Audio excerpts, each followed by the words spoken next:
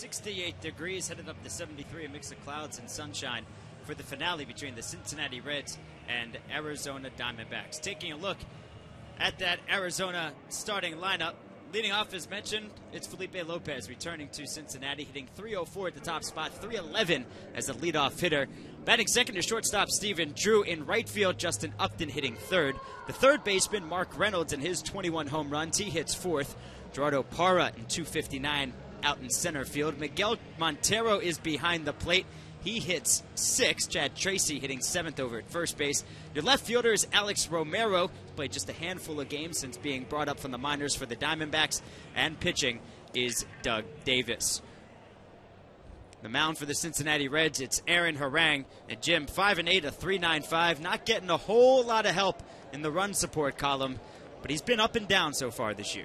You know, he has been, but he's also one of those guys that's underrated. If you talk to anybody within the Reds organization, they feel like he's given them value. His ERA is under 4. You know, his interesting point, early in the season, May 25th, he went out 4 2/3. The game gets suspended for 2-hour rain delay. He ends up going back out for 1 out. I've been watching that ever since to see if he'd have any kind of drop-off. It's very unusual. So far, he's maintained his composure and maintained his quality pitching. So far, so good. First 2 pitches to Felipe Lopez, he's taken for a strike. Lopez hit safely in 16 of his last 17, hitting .304 on the season.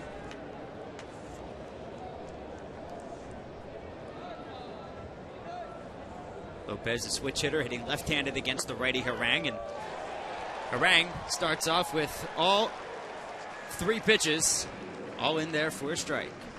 That's one of the things you'll see with Aaron Harang is he throws a lot of first pitch strikes and he attacks the hitter. Of course, he gets Lopez here on 3 straight pitches. 3 straight fastballs from Aaron Harang to start things off. Here's Stephen Drew, .248, 5 home runs, 31 RBIs. Another left-handed hitter in the lineup for A.J. Hinch. Lefties hitting .264 against Harang this year. First pitch to Drew is fouled off. It's 0-1. You know, Drew's been one of those guys that had a lot of upside when he first came on the scene. This year, he's having a little bit of a down year. He struggled offensively to maintain his consistency in the lineup and at the plate especially. This is a guy who has more bat potential than what he's shown, and I think that's part of the reason why we saw Bob Melvin get fired was young players for front office, Josh Burns, people in the front office felt like Bob Melvin wasn't getting enough out of his young players like Stephen Drew. Drew 0 for 8 in this series, 1 for 12 this season against Cincinnati.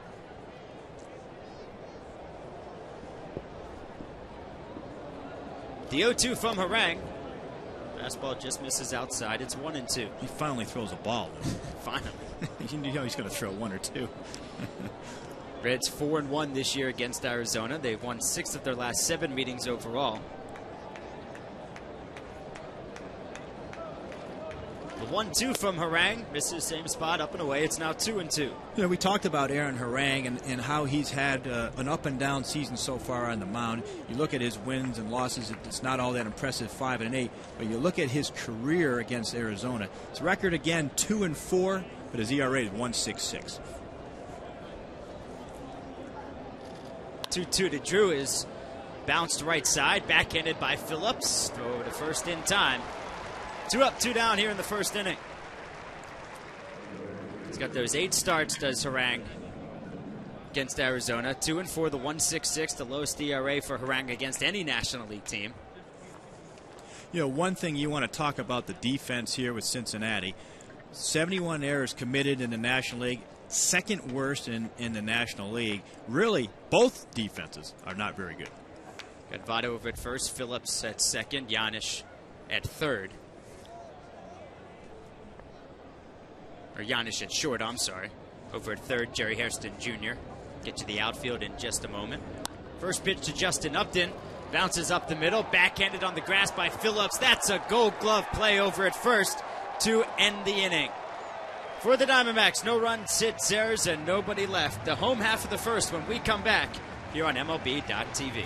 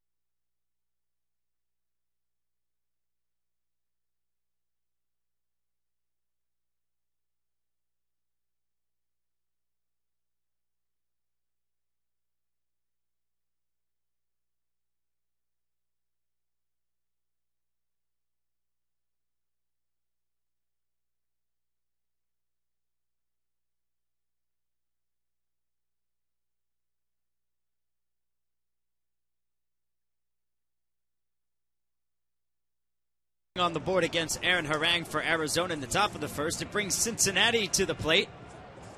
Leading off, Willie Taveras out there in center field. Justin Upton now smiling. He wasn't smiling just a few moments ago.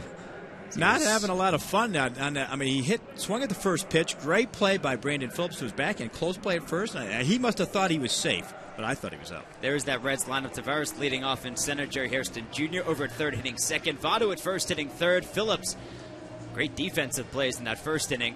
He's their cleanup hitter. And left, it's Johnny Gomes. Ryan Hannigan behind the plate, hitting sixth. Chris Dickerson in right, hitting seventh. Paul Yanish hitting eighth and playing short. Your pitcher is Aaron Harang.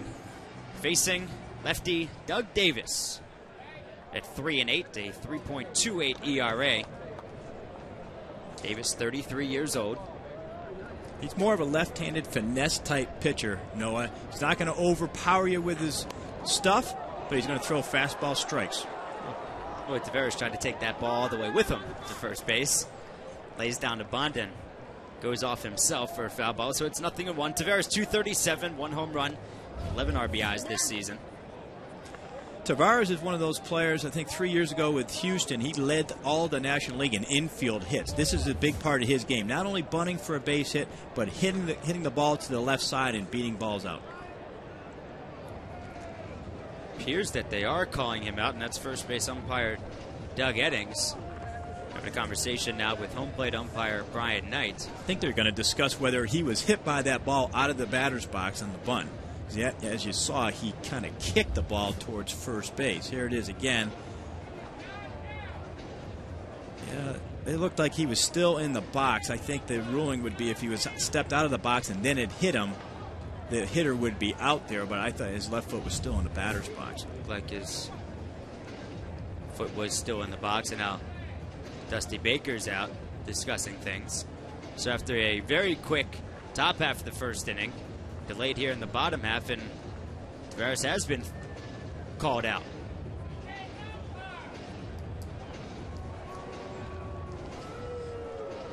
So Taveras trying to bunt to get a hit, and you know, on the replay, his back foot looks like it's still in the batter's box, and he hasn't touched the ground with his front foot. And that's the front foot. The front leg is where he got hit with his ball, right? No, I guess it was his back leg. So his back leg, his right leg got hit, but his left foot's still in the batter's box. Looked like the foot had come up, but it appeared to still be in the vicinity. Well, they did confer. You have to give them credit. You can't. That's not an instant replay moment, as we know. But they did confer with the other umpires, and the umpires agreed that he was out. Brings up Jerry Hairston Jr., third baseman, hitting .245, 7 home runs, 22 RBIs.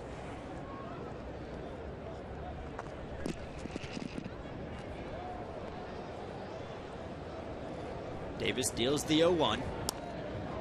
That's lifted high into left field. That's where Alex Romero lives, and Romero puts it away. 2 up, 2 down in the bottom half of the first. So far, what we're seeing out of Doug Davis is what he has done in 7 of his last 10 starts. He's been quality in 7 of those 10. He's lowered his ERA to the low 3s, 3.28. He's only allowed 1 run in his past 2 starts. Shut out the Angels in his last start over 7 innings.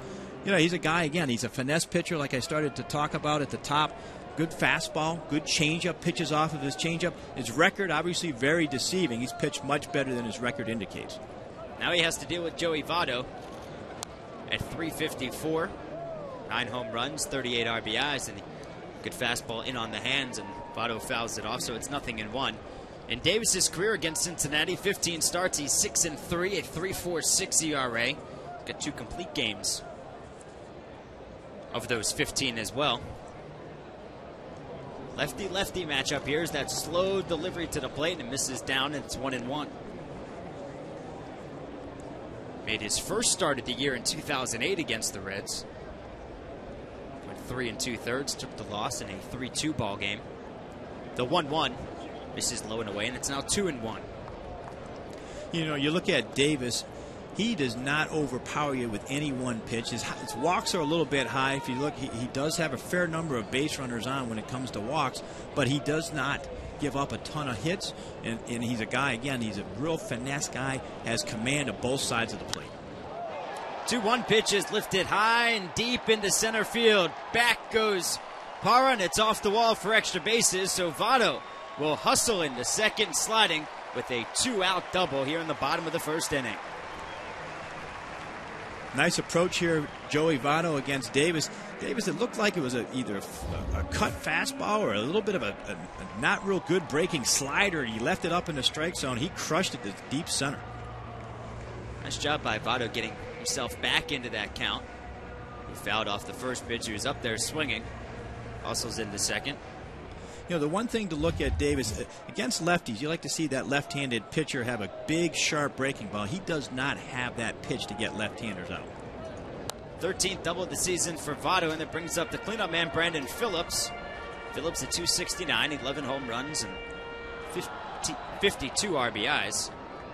52 RBIs, tied with Chase Utley for tops among National League second basemen. He's owned Doug Davis in his career.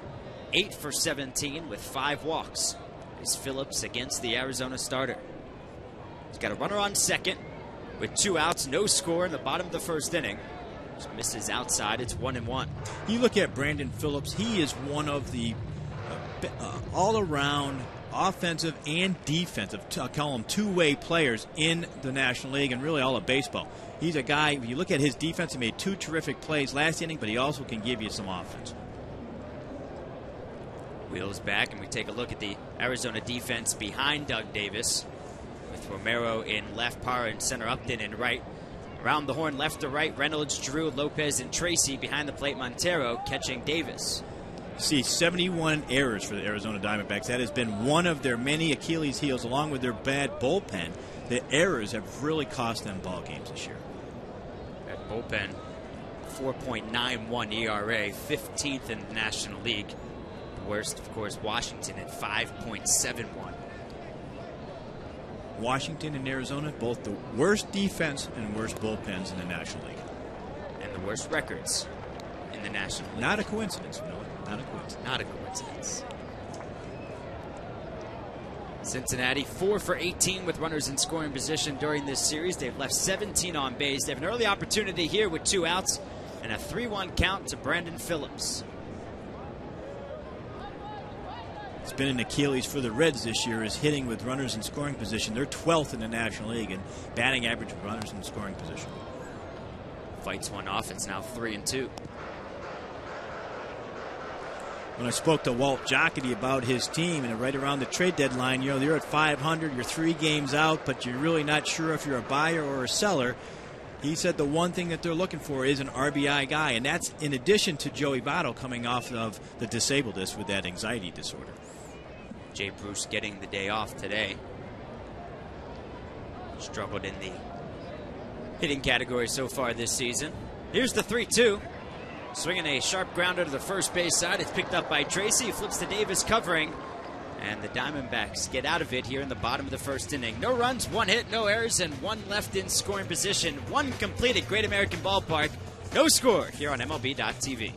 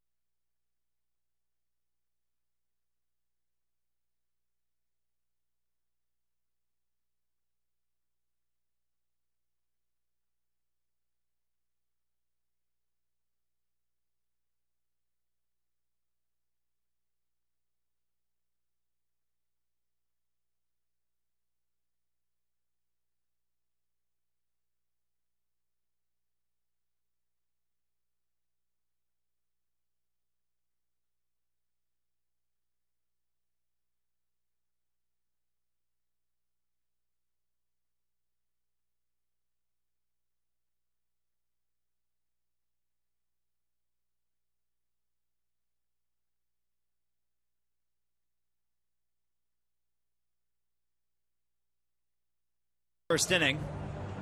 Facing Aaron Harang here in the top of the second, it'll be Mark Reynolds, Gerardo Parra, and Miguel Montero. 4, 5, 6 in the Diamondbacks lineup for A.J. Hinch. And Jim, A.J. Hinch, D-backs manager, held a team meeting earlier this week, and Dusty Baker did it just a few days ago. They're having a lot of team meetings on teams when you're not going well, like the Diamondbacks are, or like the Reds have been here lately.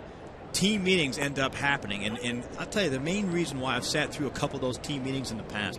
A lot of times it's ineffective. It's not necessarily one particular thing. It may be a number of things that pile up over a period of time. You see an ineffective, let's say, defense, or maybe it's an approach to hitting that isn't well. I know earlier in the year, San Diego, when they went through their struggles, it was their pitching where they talked about going back to the basics. So you'll see that happen from time to time. Almost always it's happening with struggling teams, and the Diamondbacks have had a couple of them, the most recent one Sunday. Already had that managerial change. Bob Melvin out as Mark Reynolds faces a 2-1 count. You know, interesting with A.J. Hinch, obviously it was a controversial hire. At first, he came out, he had no managerial experience. He was their minor league director. Very rarely do you see people come out of the front office and put on a uniform. As a matter of fact, he had been in a uniform. Interesting thing, he had been in uniform his whole career. In 2 years, he wore the golf shirt and the khaki pants. And any of the players within the Diamondbacks organization, they all viewed him as a front office type. They never looked at him with a guy that would wear a hat. Reynolds lifts the pitch into right center field, and back is Chris Dickerson making the grab over the shoulder. First out of the inning. Mark Reynolds there going well the opposite way, showing some power. He leads the Diamondbacks offense in home runs. The guy, that ball carried a little bit further than I thought. Got off the bat in a hurry, and Chris Dickerson made a good late break on the ball. So Melvin fired after a 12-17 mark. Hinch now 19-30 as Gerardo Parra steps to the plate, left-handed batter. 259, 3 homers, 24 RBIs. The interesting thing about the hire, he had no coaching experience, no managerial experience. And again, that is very rare. When you come and talk about veteran players, guys in the clubhouse. Interestingly, he had a confrontation the first week with today's starting pitcher, Doug Davis. It is about credibility. And when players, especially the veterans in that clubhouse, look at your resume, they look at what he did as a player, what he did as a manager, they raise their eyebrows. They felt, matter of fact, that there were a couple coaches on their team. Chip Hale, the third base coach, Kirk Gibson, the bench coach, might have been better suited to be the manager in replacing Melvin. In fact, that didn't happen, obviously. And so there's been some growing pains so far for A.J. Here's the 2-0 to Parra, misses outside, so 3 straight out of the zone from Aaron Harang. Parra up from Double-A on May 13th. There's Gibson. Parra's first game this season, first at bat, lifted a home run off those Cincinnati Reds, and here he's issued a 4-pitch walk. So 1 on with 1 out, no score. Top of the second inning. Noah Kozlov and Jim Duquette with you on MLB.TV from Great American Ballpark in Cincinnati, Ohio. It's the rubber match of this 3-game set. Brings Miguel Montero to the plate, catcher in 252, 4 home runs, 16 RBIs. We talked about Bob Melvin, who just recently took a special assignment job with the Padres, joining the old owner of the Diamondbacks, Jeff Morad, who went over to San Diego. Melvin, when he lost his job, it was an unpopular move in that clubhouse. There were a number of people, including his pitching coach, Brian Price, who ended up resigning and really did not agree with the decision. And you start to look at Clint Hurdle, the Rockies. 2007, the Rockies went all the way to the World Series. 2007, playoff appearance for the Arizona Diamondbacks. Bob Melvin gone. It's interesting. Both from the same division. Both lost their jobs this year.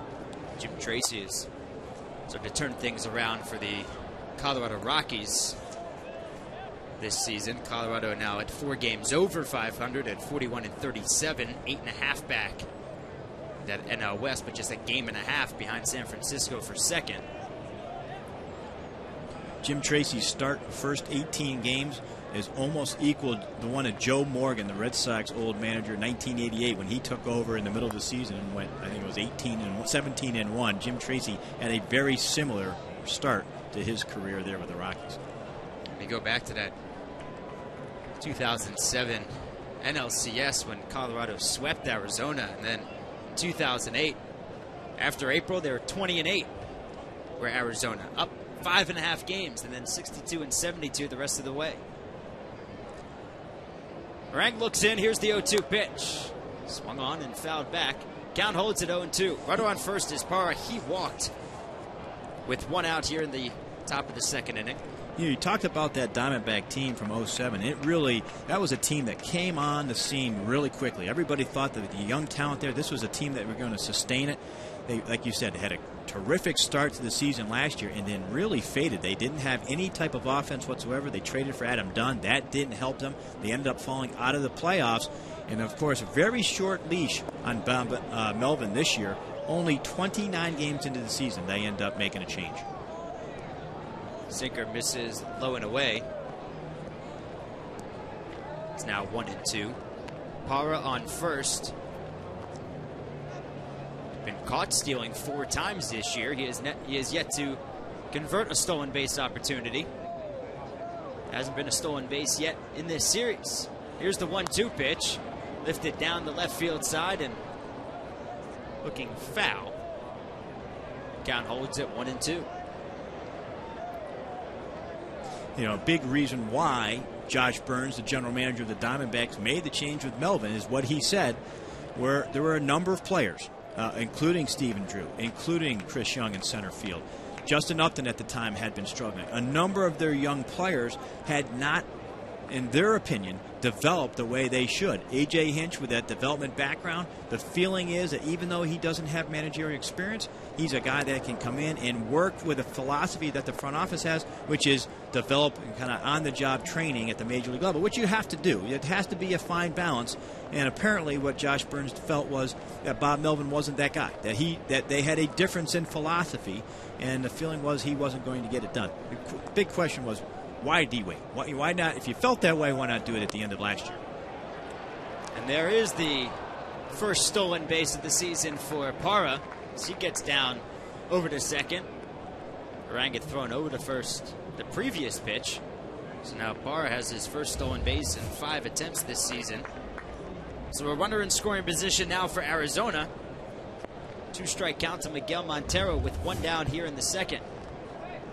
You know, one thing to keep an eye on here, Arizona, they have some players that like to steal bases. They don't steal a ton of them, but they do like to steal bases, and Hannigan is a rookie catcher who's not known for his defense. Takes him out of the double play ball, and that might have been one as Montero bounces over to second, and Phillips makes his only play, and that's over to first. So that's why you do it. You try to, with the catcher at the plate, not exactly a speedy position, known for being fleet of foot behind the plate. So Montero getting over to first, and that stolen base keeps it out of the inning-ending double play ball. So now Parra over to third with 2 outs. That brings Chad Tracy to the plate. Came off the DL on June 30th. Had 27 games on the disabled list with that strained right oblique. First pitch in there for a strike. It's 0-1. Tracy's another one of these young players that has not performed up to expectations. High strikeout. If you look at the Diamondbacks, they are a high strikeout, low walk team. And I think the feeling is around, at least around the cages, that this is a team that has more upside than what they've shown. Tracy, a left-handed hitter, facing the right-handed Harang.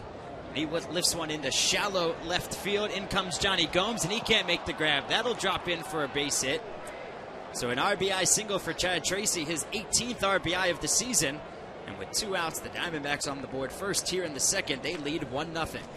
You know, you take that hit there. It's not a real hard hit ball. It's flared down the left field line. And this has been a problem for the Diamondbacks all season. Their batting average with runners in scoring position, they're 15th in the National League, 16. But he takes a fastball that they were calling for inside. It crept out over the plate towards the outside part of the plate. And obviously Tracy took it to left field, flared it in there for a single. Brings Alex Romero to the plate. He takes the first pitch for a strike. It's 0-1. So Tracy on first after the RBI single. Romero in his 5th game this season. He's 3 for 9 with a walk. Romero getting the start here for Eric Burns, who just went on the disabled list, going to have surgery on his wrist, or on his hand. Burns has been a major disappointment after signing that big contract with them. He has this year at $11 million and next year at $11 million. And boy, when you talk about a guy who's hitting .216 with 5 home runs, that's not what they're paying him for. He obviously is a guy that they were looking at hitting 20 to 25 and driving in 90. Personality can only earn you so many millions of dollars. He's got a good one. Great makeup. That's but the bat has just not been there. You can't pay that guy that kind of money with great makeup. Romero now facing a 1-2 count when Harang can get that pitch over for a strike on the outside corner at the knees. Very tough to hit. Looks in for the 1-2. It's a pitch out, and Romero swings through it. So on that, the second strikeout for Aaron Harang. But the Diamondbacks do get on the board in the second. They get a run on 1 hit, no errors, and they leave 1 on base. We move to the bottom of the second inning. D-backs 1, Reds no score on MLB.TV.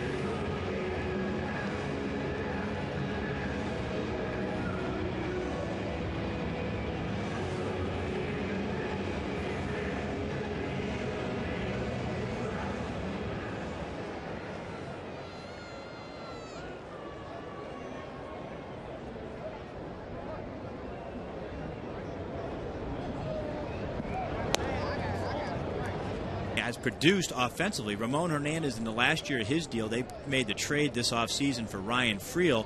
Hernandez was going to be that veteran catcher behind the plate, was going to be the veteran presence to catch this young pitching staff. Now you have a choice. Do you want to get some more at-bats and give more at-bats to Hannigan, or do you want to go with the catch-and-throw guy in Hernandez? Davis gets a high strike. It's now 1-1.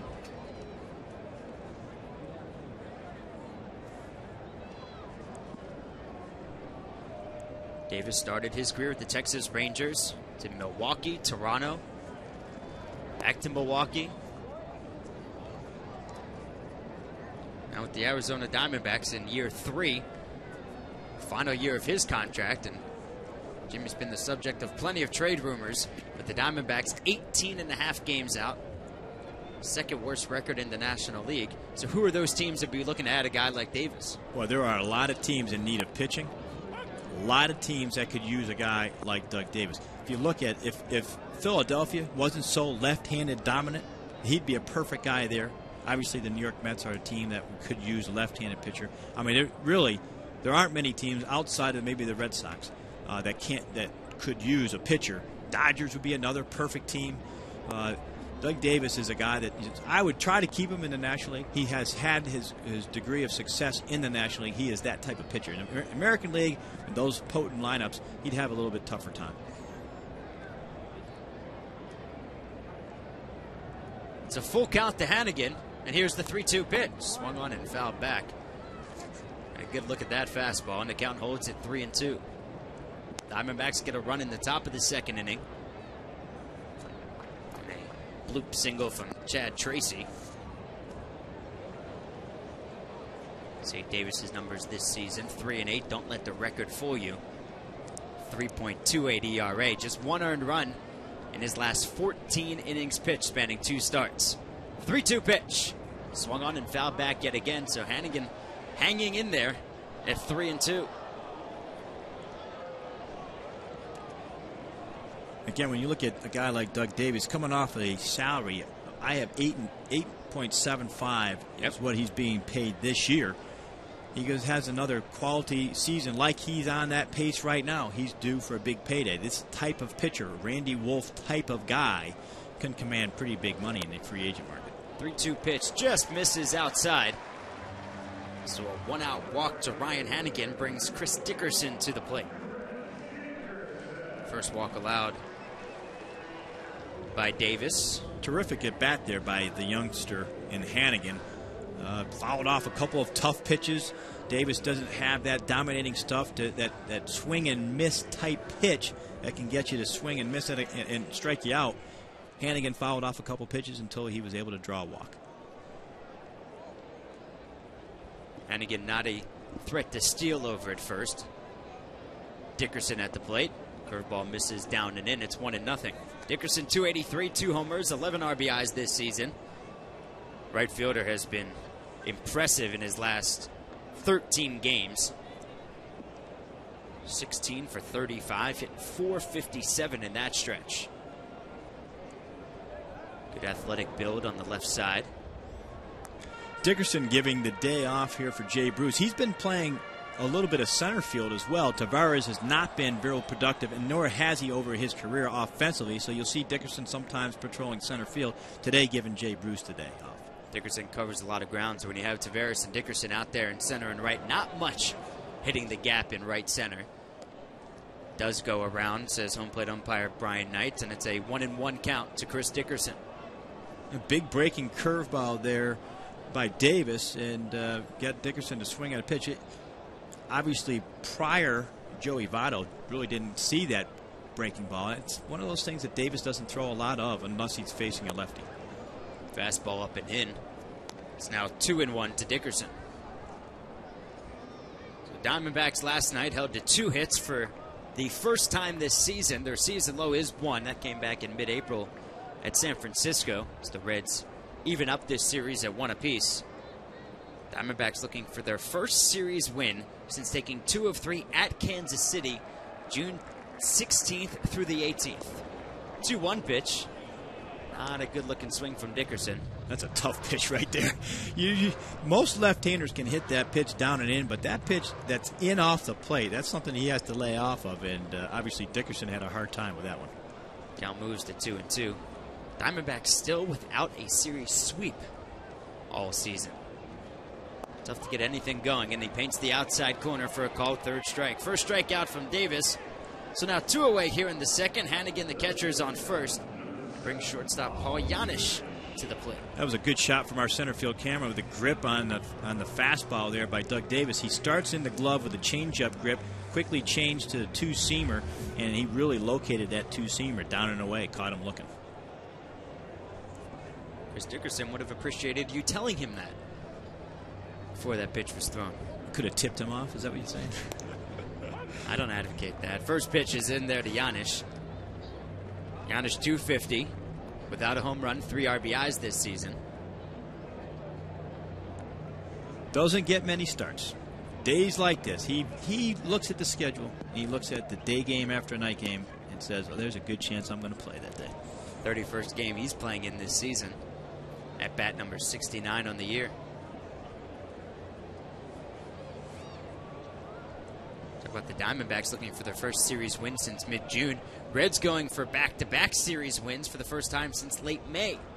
And they beat up on Cleveland and Houston. On one pitch, misses down and away, and it's now a 2-1 count to Paul Giannis.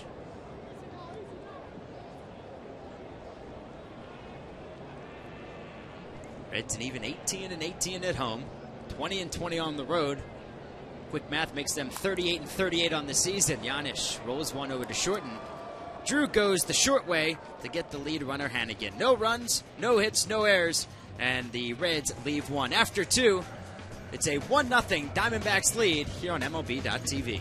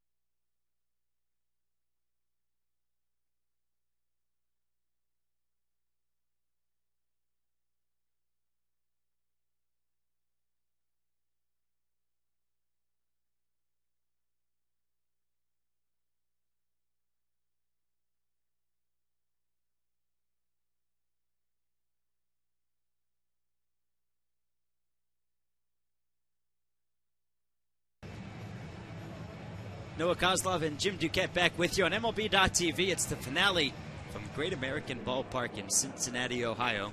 The Reds and the Diamondbacks series tied at 1 apiece. Hey, get that out of his hands.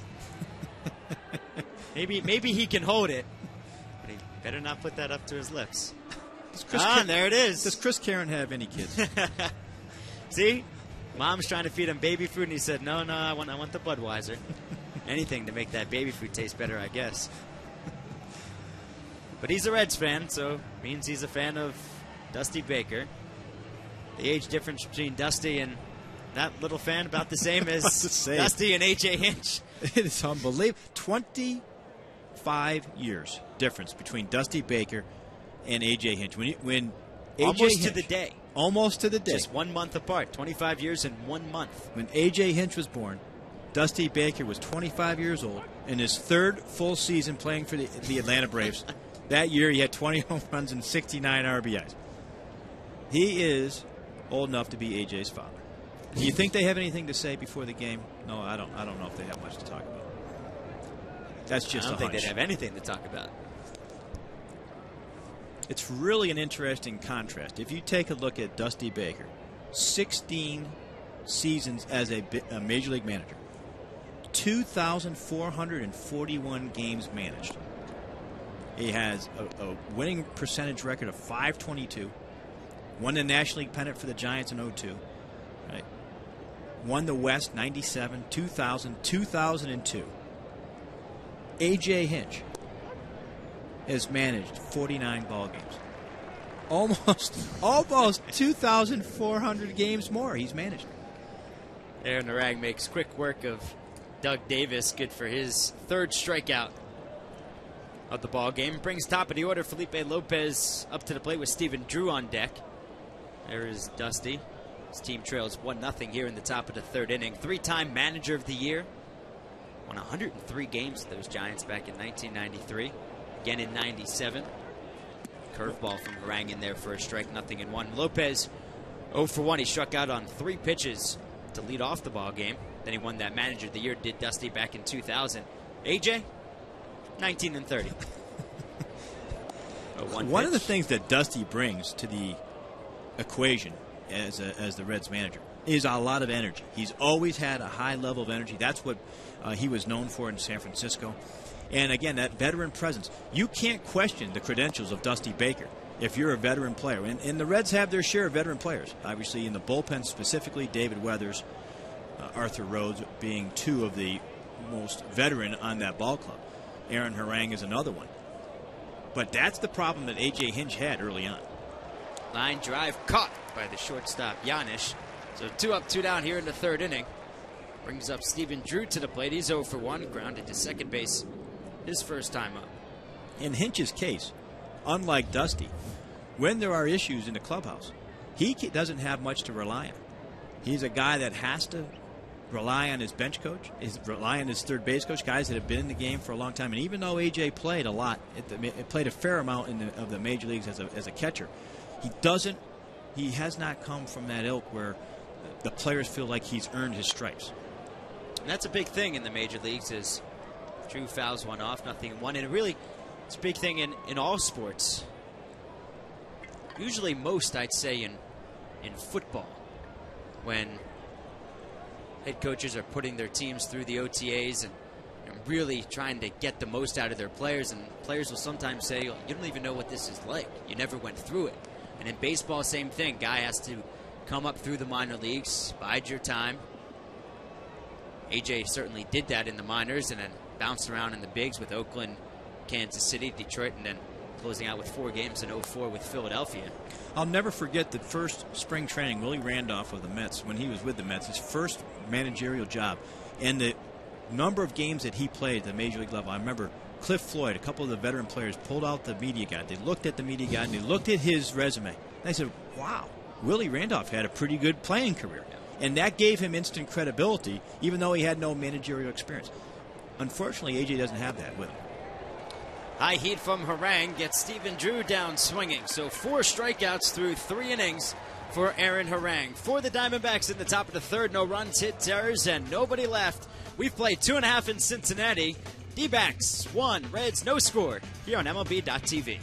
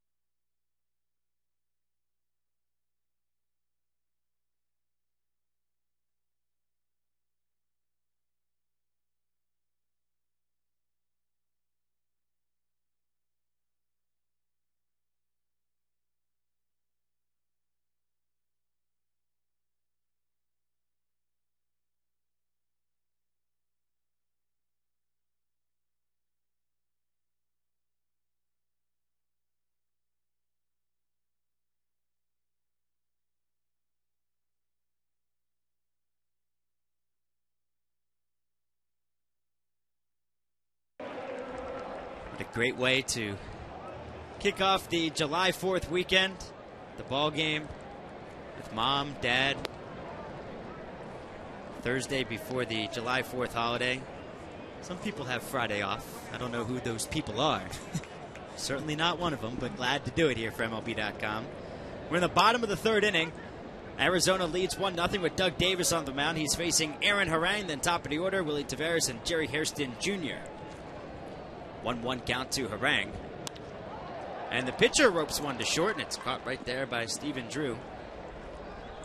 One out here in the third. That was the second hardest hit ball of the game so far. Given up to the pitcher. Harang can swing the bat a little bit.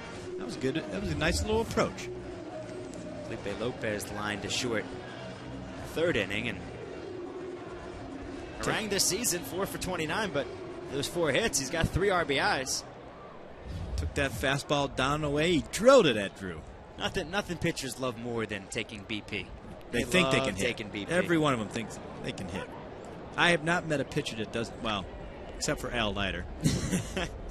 Every other pitcher I know feels like they can hit. There's Willie Taveras. Should be ruled 2 unassisted. And that out in the first inning. He was called out trying to bunt to get on. He was ruled out of the batter's box when the ball hit him.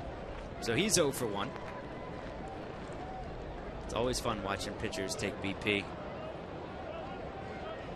The 0-2. Swung on and fouled back. Count holds at 0-2. Remember in doing minor league baseball in 04 and 05 with the Reading Phillies, the Phillies Double-A team, and watching those guys swing bats. And Keith Bucktrot, who was a third-round pick of the Phillies, never really panned out in the system. He was hitting bombs. He was a great high school football player. Cole Hamels was doing the same thing. He was putting them out. That's one of those things in the minor leagues. You have to learn how to hit because, especially in the National League, if you're in a National League park in the minor leagues, you still have to hit. When you go to American League parks in the minor leagues, you use the DH. 0-2 pitch is fouled off. But you have to learn. You have to learn how to use the bat. And primarily, what we would do when I was minor league director is you teach the pitchers how to bunt. That was the most important thing. Yeah, they want to go up and swing. They want to play a home run derby. But for the most part, they got to learn how to sacrifice bunt. The vast majority of their at-bats, they're going to try to move a runner over. 0-2 again. Bounces up there with the breaking ball. It's now 1-2. So when you play at American League parks, you can still be in the same division as American League affiliates. So, for example, when Reading would go to Akron, the AA affiliate of the Cleveland Indians, now you're playing American League rules with the DH. Forces the managers to develop a little bit. 1-2 pitch, the hanging curveball lifted into shallow left field. Romero coming on, and he'll make the grab. So 2 up, 2 down here in the third inning. That's 4 straight retired by Doug Davis. Willie Taveras really hadn't had 2 very good at-bats here.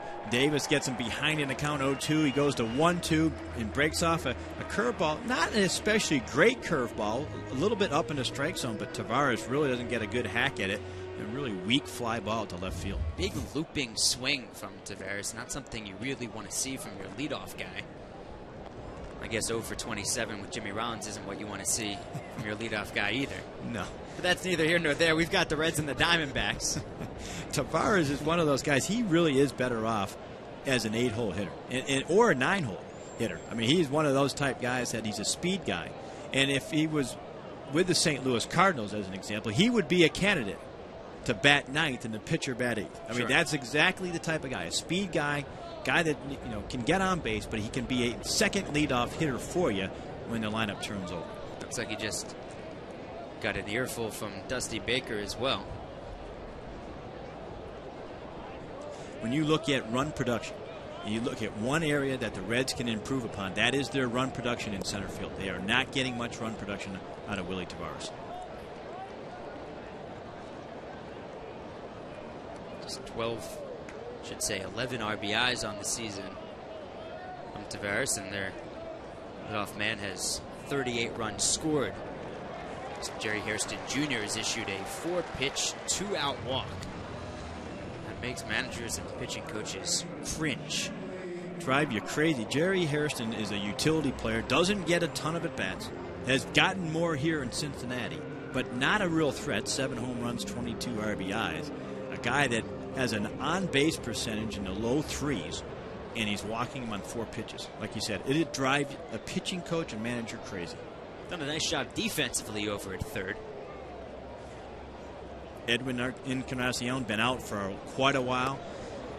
Due back here in the next couple of weeks. That's another area, when you look at this Reds ball club, really been lacking in terms of run production, home runs, RBIs. Between Rosales, Hairston, and Encarnacion, they only have 10 home runs this year. Here is Joey Votto. So the last guy you want to walk is Hairston with 2 outs to get to Votto. Yeah, the 2-out double in the first inning, was stranded on second. Facing a 1-1 count now. Hairston does have 7 stolen bases and 9 attempts this year, but will not be going with Votto at the plate. The 1-1 pitch is lifted into right field, and that's a base hit. So that'll move the runner up to second, and Hairston will stay there. Votto 2 for 2. 2-out magic for the Reds as they have 2 on with 2 out. Doug Davis has to be wondering what he has to do to get him out. First at bat, he hits a fastball, drilled it off the center field fence. Here, a 1-1 breaking ball. Tried to go down and away, didn't get it enough off of the plate. Joey Votto drives it into right field for a single. Mentioned Edwin Encarnacion. He's played in 9 games on his rehab assignment at AAA Louisville, hitting .258 with 2 homers, 7 RBIs, 8 walks. Been on the DL since April 28th. That fracture in his left wrist. Here's the cleanup man, Brandon Phillips. Fouls off the first pitch, 0-1. Phillips bounced to first, his first time up to end the first inning. 0 for 1.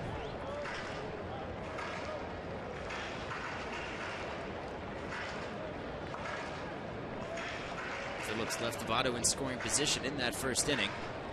He's got another opportunity here in the third with his team trailing 1-0.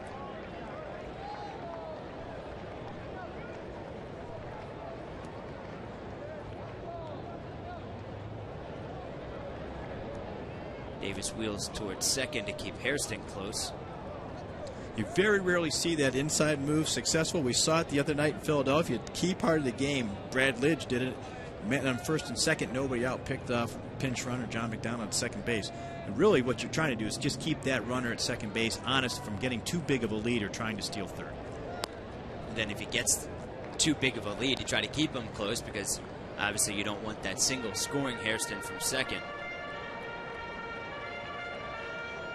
4th year for Phillips with Cincinnati. 261 last year, down from 288 in 2007.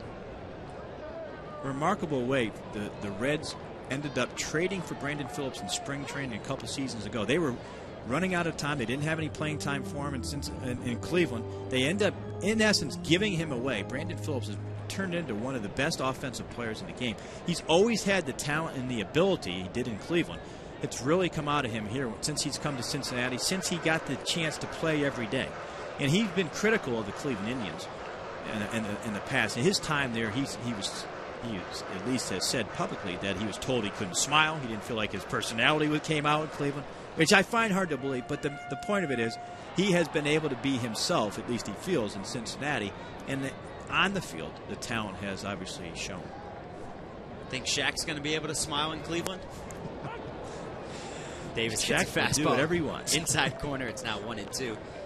Phillips, drafted by those Expos back in '99, and he's part of that big trade. A lot of big names involved. Cliff Lee, Grady Sizemore to the Indians as part of that Bartolo Colon deal. 1-2 pitch, misses up and away. Kind of surprised we don't have any B-roll ready for that. It's like we do the Scott Kazmir trade. But yeah, that is considered one of the biggest. That's one of the biggest trades, obviously, in recent memory. That trade really set up the Indians and put them on their run that they went as far as they did in 2007. 2-2, swung on and fouled off the cage in front of the Reds dugout first base side. Count holds now at 2-2. So that was Phillips, Lee, Sizemore, and Lee Stevens. All major league players. For Bartolo Colon and Tim Drew. June 27th of 2002. Tim Drew, obviously brother of Stephen Drew. Yep. Never really materialized. He was the one pitcher of the family, never materialized as a top-notch pitcher. Stephen and JD as Phillips lifts one deep to center field. Back goes Parr looking up, and he makes the grab right in front of the wall. for out number 3. So Phillips gave it a ride, but Parra got on his horse to ride it in. For the Reds in the bottom of the 3rd inning, no runs, 1 hit, no errors, and they leave 2 on base. We've played 3 innings in Cincinnati. D-backs 1, Reds no score on MLB.tv.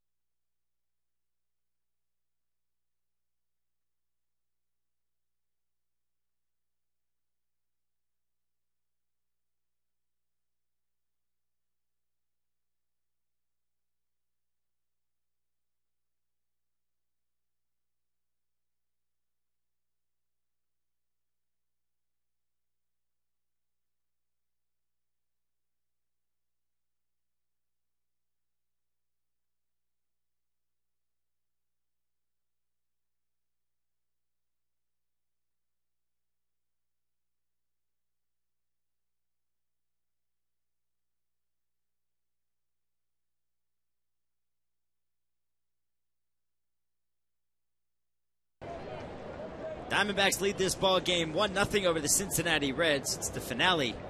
This 3-game midweek set at Great American Ballpark. So you just saw the standings in the NL Central for just a moment. We'll get back to that. Justin Upton, it's Mark Reynolds, and then Gerardo Parra, 3-4-5 in the D-backs lineup, facing Aaron Harang, who's allowed just 1 hit, a walk, and 4 Ks through 3 innings. Upton 0 for 1, grounded to second his first time up on a brilliant play from Brandon Phillips to end the first. We talked about the National League Central here. The Reds right in the middle of the pennant race at 38-38, 3 games over. Really difficult to determine what you are when you're a general manager trying to build your ball club. The worst place you can be is 500, right around 500. You don't know what to do. Yeah, and matter of fact, when you talk to people who see the Cincinnati Reds, some of them think that they're the young upstart Reds, the sleeper team on the rise, and others think they're the most mediocre team that they've seen all season. That one big bat could really help them out, as Harang has worked the count down to 2-2 to Justin Upton.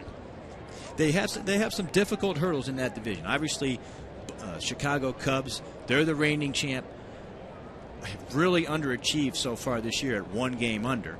The Brewers are at the top. They won the wild card last year, and they've, I think, been the early season surprise. As Upton goes down looking now. 5 strikeouts for Aaron Harang. 3 Diamondbacks have been caught staring. Lopez, Upton, and Doug Davis. Brings Mark Reynolds to the plate. He lined out to right his first time up. He's 0 for 1. I mean, that entire division, the NL Central, Milwaukee, St. Louis, Reds, Cubs, Astros, and the Pirates, all separated by just 6 games. I mean, the Pirates are thinking when they dealt Nate McLeod, some of the players said, we're just giving up on this season. Personally, I didn't think they were giving up. I think they might have been getting better. Yeah, that one didn't resonate well in the clubhouse, nor did the one they just made, trading a popular player in Niger Morgan to the Nationals for a lasting millage. Obviously, Sean Burnett and Joel Hanrahan were in that trade as well. But when you look at what Pittsburgh's trying to do, they're not looking at this for this year. They're looking at trying to build something for the next couple of years. I think eventually. Potential. Right, and they got potential in Lasting's millage. Exactly. He's 24 years old. Niger Morgan's 29. So in that trade, I think you do that trade if you can. Obviously, you're trading for the upside there. Houston is one of those teams nobody knows. They have second-half runs in them every single year. Last year was no exception. Everybody thought they were out of it. They go and they trade for Randy Wolf, and all of a sudden, they're in the mix again. Aaron Harang's dealing. 2 up, 2 down here in the 4th inning. Justin Upton goes down swinging, and then Mark Reynolds goes right through this fastball. Nice four-seam fastball. Blew it right by Mark Reynolds. That's 3 strikeouts in a row for Aaron Harang. It's that four-seam fastball that is that late life from Harang. And it brings Gerardo Parra to the plate. He walked, stole a base, and scored the game's only run in the second inning. Now 6 Ks for Harang. First pitch is fouled back, 0-1. About last thing's Millage in a moment. You were with the Mets when he drafted Millage, correct? That's right. You know, I helped negotiate that contract. It was a little bit sticky there towards the end as an amateur. We ended up signing him and getting him done for obvious reasons. He is a talented player. Some question whether his head is into it at the big league level. Do you think he'll pan out into a guy who could help that ball club? That's the biggest question for Millage, and I think that's what the Pirates are banking on, is the fact that he's still a young kid at 24 years old, came on the major league scene real quick, and he's a guy that eventually, in the right setting, has a chance to produce at a high level. Interesting point, he and Andrew McCutchen are pretty good friends. There are only 2 years that separate the two of them, and they grew up in the same area. And it'll be interesting because McCutchen is a good high makeup guy, and the thought is McCutchen and Millage, McCutchen may have a positive impact on Millage, which you don't see very often. The younger player exactly having an impact on the older player, but in this particular case, that's what Pittsburgh is banking on. I mean, there have been instances where, won't mention teams or names, but when you have a group filled with some good young talent, they might trade away a veteran who in the clubhouse just isn't a great guy, just so he doesn't, kind of work that into the young players' mentalities. Yeah, you will see that often. And in this particular case, I think Millage, at least for the short term, because he's been in the minor leagues, he'll get a chance at the major league level at some point. This will be a breath of fresh air. I think his welcome had been worn out there in Washington. The bat from Parra, count now 2-2. Diamondbacks leading this ball game 1-0. We're in the top of the 4th inning. Thursday afternoon baseball. Day game at Great American Ballpark in Cincinnati. Reds looking for back-to-back series wins for the first time since late May. Diamondbacks looking for their first series win since mid-June. 2-2 pitch. Curveball just misses up and away. Harang done a nice job here. A very nice job of mixing pitches. The young catcher Hannigan, I think, so far, calling a very good game, trying to mix in pitches. They're trying to attack hitters up in the strike zone when they get behind, sometimes with a fastball. Here, they're trying to mix up Parra's rhythm. Come inside with a fastball after throwing a high breaking ball, but Parra is able to foul it off. It was pitch number 54 for Aaron Harang. Davis so far 3 innings, 2 hits, no runs, 2 walks, a strikeout. Harang 3 2/3, a hit, 1 run, 1 walk, and 6 Ks. 3-2 pitch. Just misses inside. Harang thought he was going to strike out the side, but instead it's his second walk issued to Parra. Back-to-back innings, we see 2 out walks. Good idea on this fastball, trying to come in on the hands on Parra. Just a little bit inside off the plate.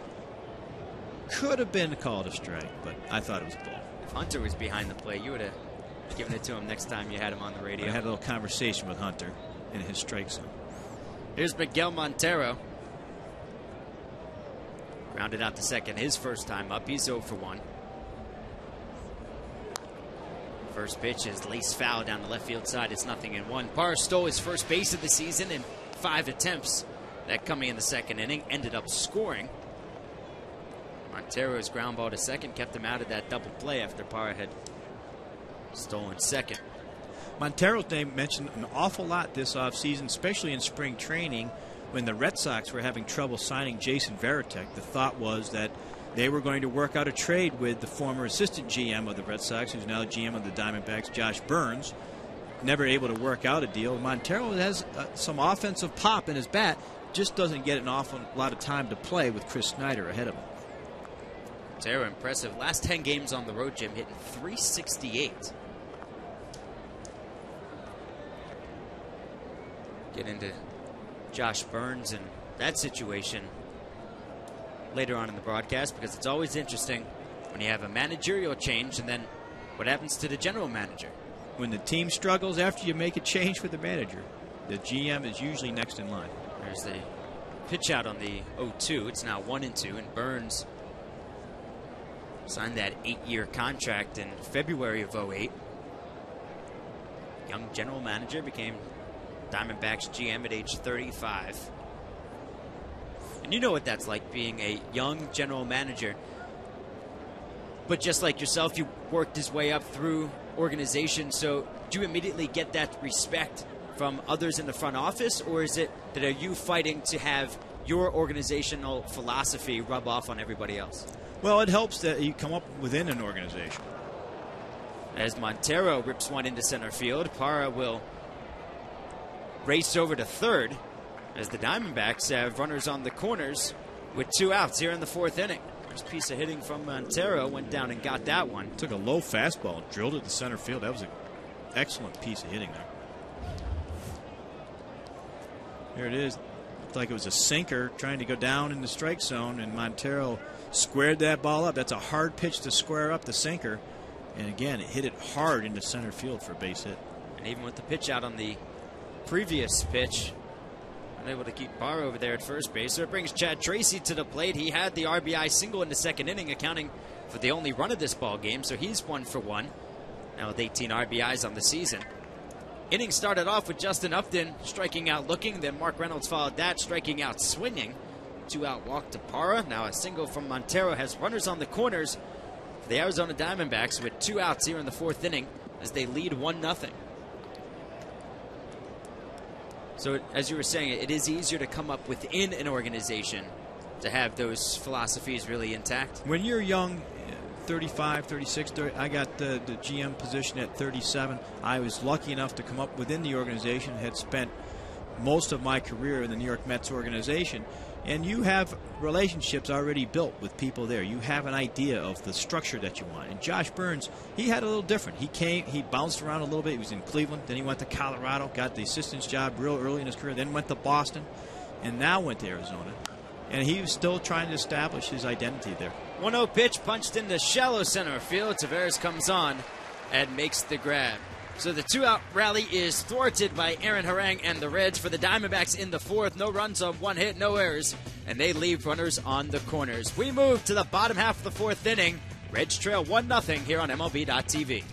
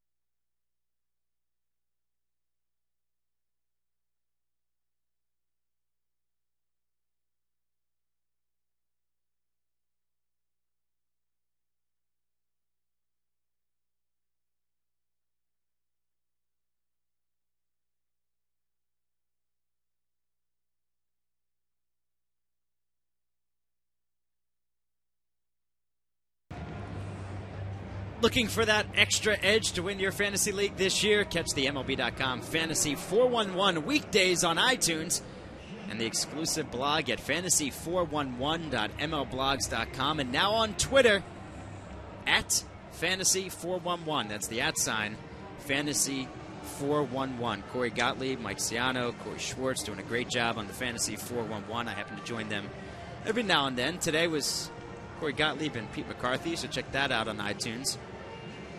At Fantasy411 on Twitter. Jim, it's all the rage. I'm on it.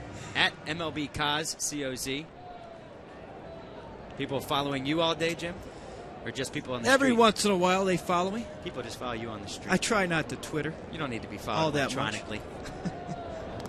It's a 1-0 Arizona lead here in the 4th inning. Johnny Gomes, Ryan Hannigan, Chris Dickerson. 5, 6, 7. The Reds lineup facing Doug Davis. Gomes 0 for 1, led off the 2nd inning, flying out to center field. Davis 3 innings, 2 hits, 2 walks, 1 strikeout. Here's the 0-1 to Gomes. This misses low and away. It's 1-1. Gomes has 3 of the Reds' last 6 home runs. Part of that Rays team last year. He's a fixture in the clubhouse celebrations.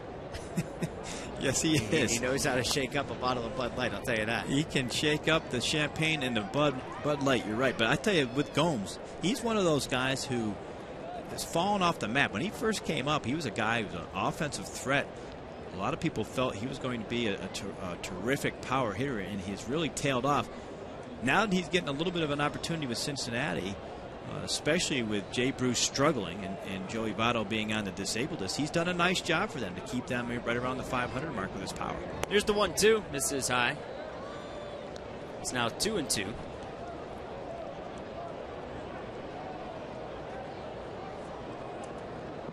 Gomes did not play last night. Facing the right-hander John Garland back in the lineup. The lefty Doug Davis on the mound.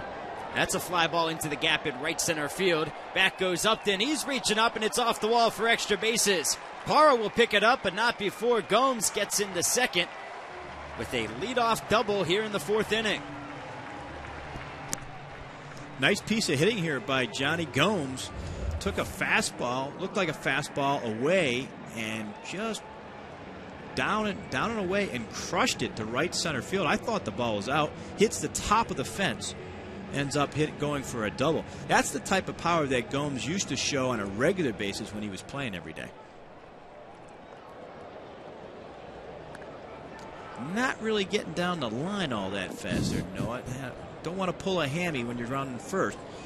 But I'm not sure he was going to leg out a triple in that sense. But in the he hasn't done that yet this definitely, season. He didn't have to slide into second base if he was running a little harder. That's his 7th double of the season. So a leadoff man in scoring position. It's Johnny Gomes here in the 4th inning. Here's Ryan Hannigan. Catcher walked his first time up, hitting .321 with a home run and 8 RBIs.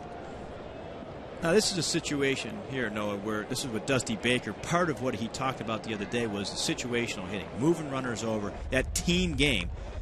Nice to see him get this bunt down. That's exactly what it is, and it's trouble on the right side, and Hannigan will beat it out. And is he injured over at first? He's not. Like he might have twisted that ankle coming into first base, but he beats it out. It's a beautiful bunt. Doug Davis unable to field it. But that's what you like to do. You have to make the pitcher field his position. Come off the mound where the pitcher isn't comfortable, Jim. Very nice bunt here, especially Doug Davis as a left-hander is coming off towards the third base side, so getting the bunt towards first base is a good option. And he puts it just far enough away where Davis can't get it. The second baseman, Lopez, too far away from it. It's really in no man's land. He ends up legging out a single. You know, ideally in that situation, you want to have the third baseman field the bunt and draw, because of the man on second, draw the third baseman in so the guy in second can go to third. But because it's a left-handed pitcher in that situation and he's falling off towards the third base side, bunting it towards first is just as good. Golden opportunity here for the Reds in the bottom of the 4th inning. Chris Dickerson didn't like that first pitch call. Curveball appeared to be down and in, but nonetheless, it's 0-1. Dickerson struck out looking his first time up. Runners on the corners, nobody out. Reds down 1-0. Paul Janisch waits on deck. I think one of the reasons why Dickerson wasn't happy is that's a pitch that I'm not so sure he can hit. He better figure out a way to hit it because he's going to get fed another one here, I think, in this pitch.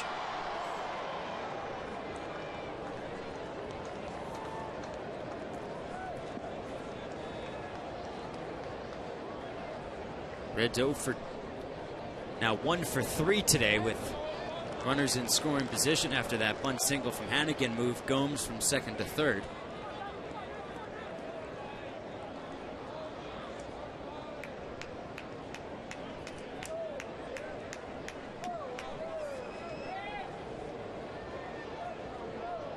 See the outfield here playing Dickerson to go the other way, see if he can pull a ball here. And he pulls one up the middle for a base hit. In to score is Gomes. Stopping at second is Hannigan. And the Reds are on the board thanks to an RBI single from Chris Dickerson. For Dickerson, RBI number 12 on the season. Now 3 straight hits to lead off the 4th against Doug Davis. Oh, here the catcher Montero setting up on the outside part of the plate, looking for a pitch out in the outside corner. It comes back over the plate. Dickerson drills it up the middle, base hit, RBI single. Nice piece of hitting there on the fastball. Try to do too much with it. So now Dickerson on first, Hannigan on second. Here's Paul Janisch. He grounded to short to end the second inning in his only plate appearance. He's 0 for 1.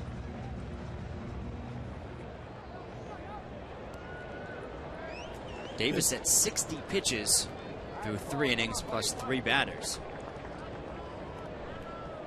Interesting spot with a pitcher on deck. Normally a bunting situation, again, first and second, nobody out, you want to move him over, but because the pitcher's on deck, looks like Dusty's going to let Janisch go ahead and swing here.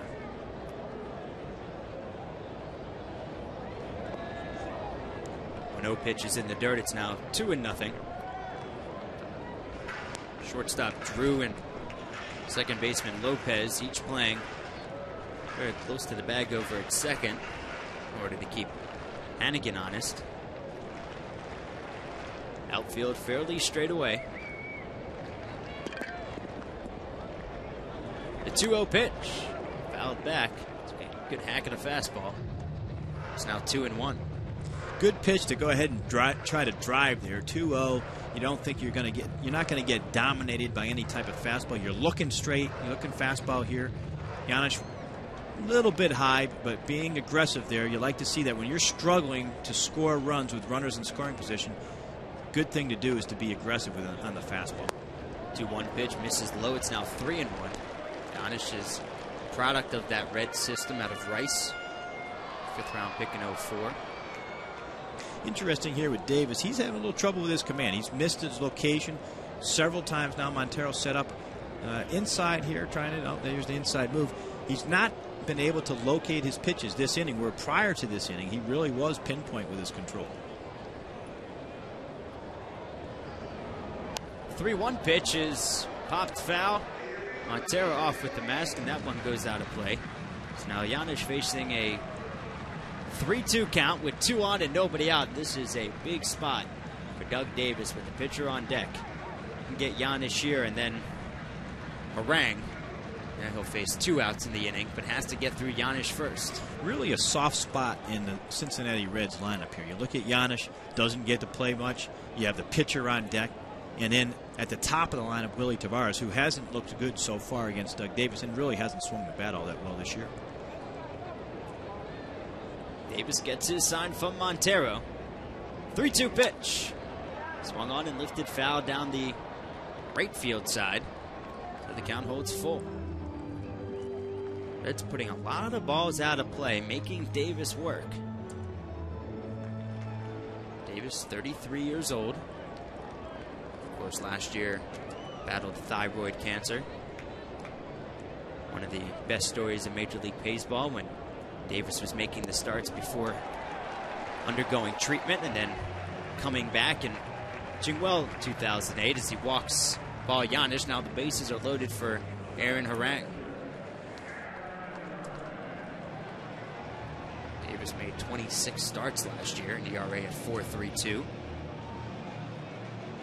This is new pitching coach here from the Diamondbacks, Todd Stottlemyre, son of Mel Stottlemyre, the longtime pitching coach for the New York Yankees, Seattle Mariners, among others, New York Mets. Like father, like son here, and he's taken over as maybe it's Mel. I think it's Mel. Anyway, he took over for Brian Price. Brian Price was the pitching coach under Bob Melvin. Bob, obviously, when Bob was fired, Brian Price felt like he could not stay under the current regime, under the current management of A.J. Hinch. He felt like it was deserving for Kirk Gibson or Chip Hale to be the manager, so he resigned. Stoudemire gets the opportunity from the minor leagues to come up and be the major league pitching coach. It is Mel Stoudemire as Harang over to second, and Lopez makes the grab. So Harang now with the bases loaded, he pops up to second, and it brings the top of the order, Willie Taveras. And you knew the 0-1 pitch, like Harang was there swinging, and thought maybe he'd take another one, to be honest with you. Yeah, he'd like to get that pitch count running up a little bit more there. Obviously, Stoudemire comes out. Nice timing to come out when the pitcher's up, and tell him, hey, to be more aggressive and work on throwing strikes here. No reason to nitpick with the pitcher up at the plate. Willie Taveras bounces one to third. Nice play from Reynolds to get the out at home. Boy, that was one heck of a play right there. From Reynolds over at third base on the backhand. His momentum took him into foul territory here. The runner's running straight down the line. He has to make a throw around the base runner. Watch this play. Taveras hits it to his backhand. He goes over by the third base coaching box. Now, luckily, it's a force play at home. It isn't a tag play. So the ball has a little bit of tail on it away from the catcher, but the catcher's able, obviously, Montero's able to keep his foot on home plate. No other play there. Just get the out, obviously. Now you have 2 outs. He's 1 pitch away from getting out of the inning with only 1 run. And to do that, he'll have to deal with Jerry Hairston Jr. 0 for 1 with a walk. He was stranded on second in the 3rd inning. So Mark Reynolds impressive with the glove at third. He's been very impressive at the plate this year.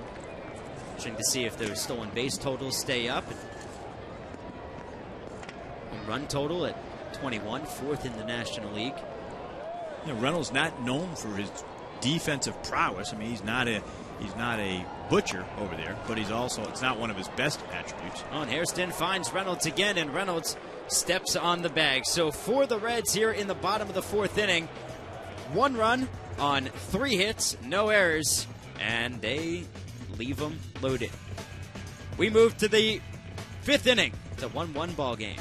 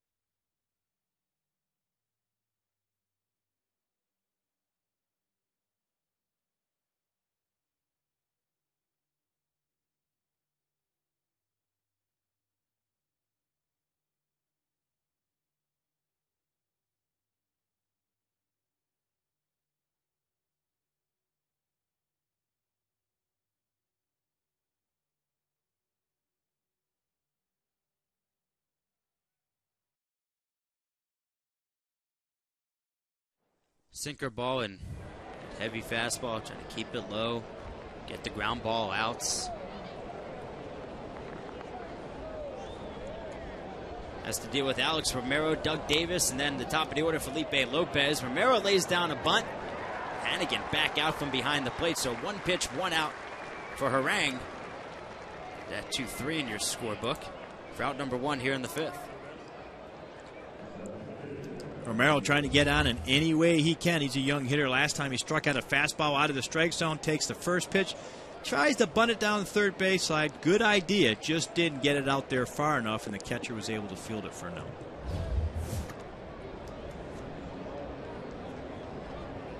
So Romero 0 for 2, and here's Doug Davis. Left-handed pitcher, but bats right-handed. He swings through it. It's now 0-1. He struck out his first time up. He's 5 for 28 this season. Career hitter about 080. It looks like an 080 hitter right here with that first hack. And he bunts Why one not into try the to air. pop one? Why not try to drop one down when you take a terrible hack like that? Oh well. They're not getting on you, Doug. Just keep pitching. Don't forget your day. Don't forget your day job. No, is that what they Or don't say? quit your day job. Don't quit. Especially in this don't economy. Don't quit that starting pitching job when you swing the bat like that. Let the other 8 guys pick you up, and Felipe Lopez will have to do that. Struck out his first time up, lined to short in the third. He's 0 for 2. So just 3 pitches thus far for Aaron Harang here in the 5th inning. Make that 4. First pitch fastball misses high to Lopez. It's now 1-0. Lopez part of pretty good draft class in 1998, Jim. 8th overall selection as he slaps one the other way. It's the 3rd hit of the ball game for Arizona, the 1st for Lopez. High school draft. I remember it well. School draft is right. Here's Lopez. Hannigan setting up on the outside part of the plate. Harang leaves it up. It was outside, but it was also up right where Lopez likes it. He did a nice job of taking the ball the other way. Again, looking at Lopez, it's interesting. Not that long ago, he was a power hitter, considered a power-hitting shortstop, a guy that you could consider maybe being a 20, 25 home run guy. Only 4 home runs this year. Here's Stephen Drew. He has 5 home runs and 31 knocked in. He's 0 for 2 in this ball game. Lopez leads off first. Lopez part of that first round with Pat Burrell, number 1 overall, Mark Mulder, number 2. First pitch in there for a strike, 0-1. Austin Kearns. J.D. Drew went back in the draft and went to St. Louis at 5. Carlos Pena went 10. Corey Patterson, 3 to the Cubs. Good draft right there. Very good draft. Wow. That's just all in the top 10.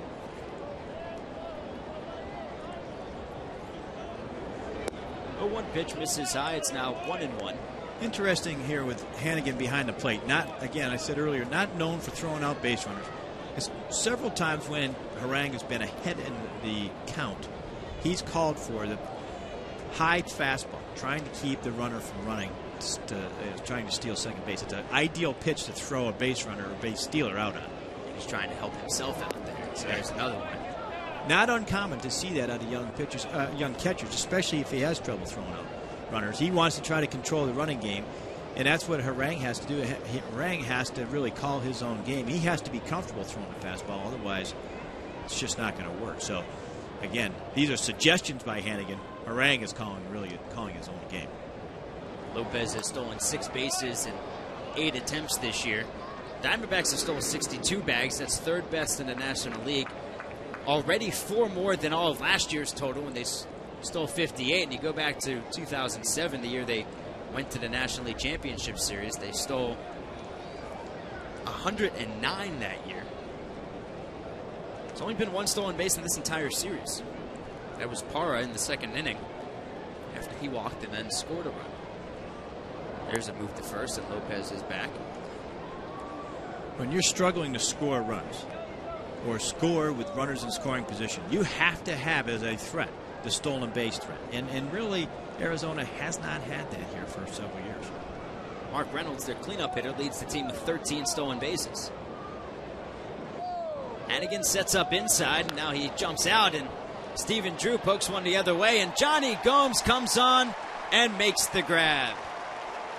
Nice play from the left fielder as Felipe Lopez was looking to come home from first. That ball wasn't caught. That one's skipping away, and Cincinnati's in trouble. So Gomes makes the grab, and the Arizona Diamondbacks out in the 5th. No runs, a hit, no errors, and 1 left. We move to the bottom of the 5th, 1-1 game.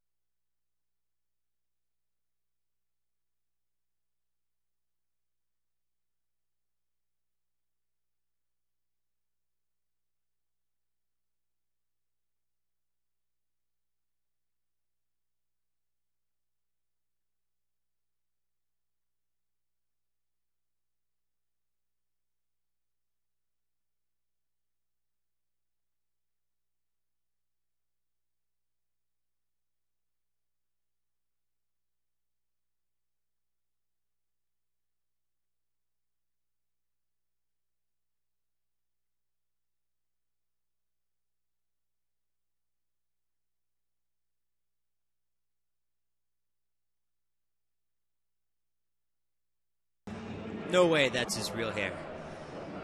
You're making Jim Duquette jealous. I need a set of hair like that. Is that true? No way. Just a set of hair in general. That's exactly right. Like the set of hair like that. I don't know. Is that a hybrid Manny wig right there by chance? It's like the Simpsons character. You get a hair like that, and you get glasses like the lady on the left. The bottom of the 5th inning in a 1-1 ball game.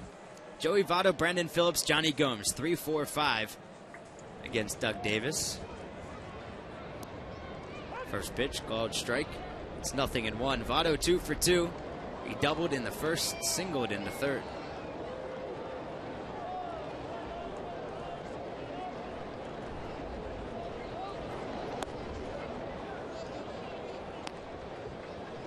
Yeah, we talked about the Cincinnati Reds, whether they're contenders or pretenders, and a lot of this is predicated on their young pitchers and what the Reds have done in the draft. Guys like Joey Votto and Jay Bruce. Of recent draft history, the Reds have had success. In the past, their past first-rounders anyway, is a main reason why the Reds have struggled here in the early part of 2000. When you look at some of their draft picks, some of the ones that never made it out of 2000, David Espinosa never got real far. Jeremy Sowers, 2001, obviously now been traded and gone.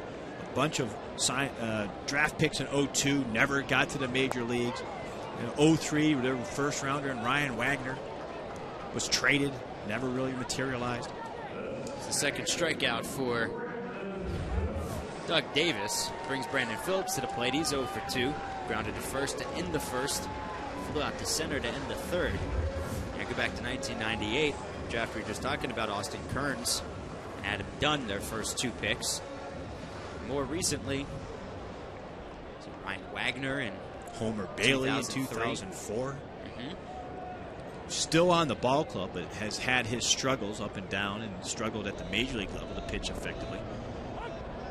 Finally seemed to have connected on a first-round pick in Jay Bruce in 2005. I remember seeing Jay Bruce as an amateur high school player out of Texas. I thought he was going to be the next Jim Edmonds, the way he roamed the outfield, the way he swung the bat. As the 0-1 to Phillips is swung on and lifted into center field. That'll drop in for a base hit. So 3rd time's the charm for Phillips. And the Reds have a 1-out base runner in a 1-1 ball game here in the 5th. And it brings Johnny Gomes to the plate. He's 1 for 2. He doubled to lead off the 4th and scored the only run. A hanging breaking ball there by Doug Davis. And previous at bat, Phillips had hit a long fly ball to deep center field that was tracked down. This one, just a solid little base hit up the middle. Takes the curveball right up the middle. Phillips has stolen 11 bases in 16 attempts this year, so he'll lead off first with Gomes at the plate. Brian Hannigan waits on deck. Move to first. Phillips back standing. So when you saw Jay Bruce in high school, is this often the case when you see a guy in high school projects to be a major league player that he might look that much better just because he's playing against high school kids? It was hard to see him against good competition, but in Texas, the high school talent is very good there. And I remember seeing him in a state championship game. I believe it was the quarterfinals that I saw him play. So you get there for batting practice and then watch him during the game. It is very difficult in high school to watch a good high school player. Most times they get pitched around. It's hard to see an in-game at bat for a kid of his stature and his ability. The 0-1 to Gomes is ripped foul down the left field side. It's 0-2. You know, if you really look at the draft after 05, it still struggled a little bit with Stubbs, Frazier, Lutzgar, Mesoraco. They seem to have hit in 2008 with the young first baseman out of the University of Miami, and Yonder Alonso. We saw him in spring training. I remember talking and sitting with Walt Jocketty during the game when he had shown such good power. They were trying to figure out a way. Was there a way he could make their club out of spring training? That's how good of a spring he had and how well he'd swing the bat. The problem is he's a first baseman, and so is Joey Votto. Alonso did a nice job in the Florida State League with 7 home runs and 47 games. Florida State League with some big ballparks. You don't see the ball flying out there very often. I believe he's part of the Futures game coming up next Sunday in St. Louis. Big swing and a miss from Johnny Gomes. Third strikeout for Davis, second of the inning. Now 2 away with Phillips on first, and it brings Ryan Hannigan to the plate. He's been on base both times he's been up. He had a bunt single in the fourth, and he walked in the second. A little bit better breaking ball out of Doug Davis on that pitch. You saw him with a big, sharp breaking curveball that actually broke down out of the strike zone, which is really where you need to have it. You need to bury that curveball down in the strike zone with 2 strikes, especially against a right-handed hitter. There's a smash into left center field from Hannigan. Misplayed by Parra, which allows Phillips to get over to third. And the Reds have runners on the corners with 2 outs here in the 5th. Alonso is. Nice piece of hitting by Futures Hannigan. game, by the way. Yeah. Hannigan, nice job hitting, attacking first pitch fastball in the inner half. Drives it out to center field. With 2 outs, Phillips is not going to go to third, at least initially. But the center fielder, Parra, misplays the ball, allows him to go to third base. Never want to make that final out over at third base.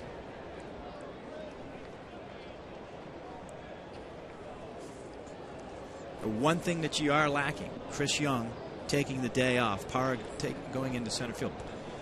Young can go get him in center field. He's having a down year offensively, but defensively, he is exceptional in the outfield. Not a surprise coming inside to Chris Dickerson in that first pitch. Not ruled an error on the center fielder, Parra, surprisingly. It's just straight single for Hannigan, and Phillips going to first and third. We have to call the press box on that one. I think that was an error in center field. We'll wait for it. Where's Bobby Bonilla when you need him?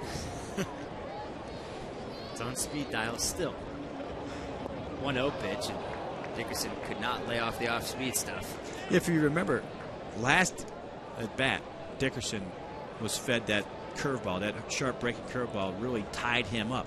I was a little surprised he got away from that, Davis did, and Dickerson ended up hitting a fastball to center field. I wouldn't be surprised if we see more breaking stuff here.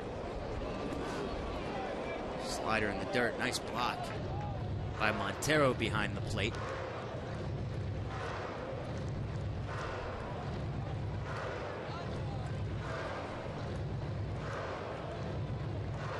Looked like Davis showing a little frustration when he got the ball back on that pitch, of not locating that breaking pitch where he wanted it to.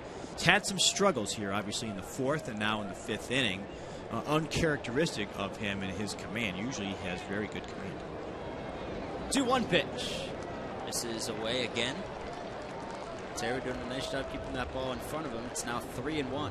You know, having trouble throwing that breaking ball for strikes really puts you at a disadvantage when you're facing a left-handed hitter like Dickerson. It looks like Dickerson is having trouble with that breaking ball. But Davis not able to show consistent command of that pitch.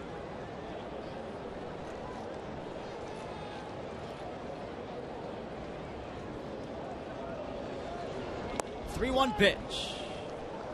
This is up and in, and ball 4. So with 2 outs, Cincinnati Reds have the bases loaded with shortstop Paul Janisch coming to the plate. So a strikeout to Joey Votto led off the inning. Brendan Phillips singled. Johnny Gomes struck out. Hannigan singled, moving Phillips over to third. Now Dickerson has walked. Bases are loaded for Paul Janisch, who's 0 for 1. He grounded a short in the 2nd to end the inning. And he walked and was stranded on the base paths in the 4th. If you're going to pick apart Doug Davis, this is the area where he has the most trouble. He has walked too many guys.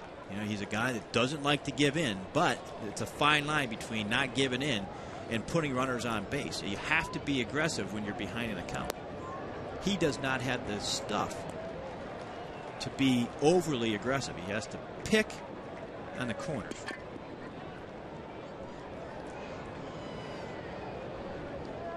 You don't have dominating stuff and can rely on a strikeout to get yourself out of it. That one was dangerous as Janisch pulls it foul. Davis, a brief sigh of relief. It's a 1-1 count. Got action in the Diamondbacks bullpen.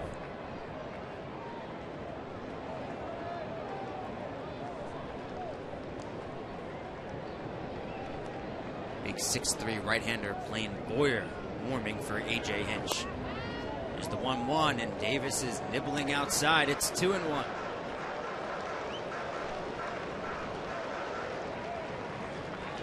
Pitcher spot on deck for Dusty Baker. Time is called as Giannis steps out. Weaker part of the Reds lineup. You really cannot afford, obviously, to walk him here with the bases loaded. He should be really going right at it. It's one pitch, misses down and in. It's now 3-1. Continues to struggle. I tell you, he's lost it pretty quickly. He looked like he was cruising, and he was through 3 innings. It's very interesting. He's only given up 1 run. It certainly feels like a lot more. 4 walks, and here's the 3-1 pitch to Giannis. Swung on and fouled back. That was a strike. Looked like he threw a little changeup 3-1 there. Got to have a lot of confidence in that pitch to be throwing a 3-1 changeup with the bases loaded. Or not a whole lot of confidence in your fastball. Or have a little trouble with the fastball, yeah. He's walked 4 and struck out 3. The bases loaded in a 1-1 ball game. Bottom of the 5th inning. 2 outs, the 3-2 pitch to Giannis. Foul tip, able to be held on to by Montero. He owes him 1. That's one right here. This is a good pitch.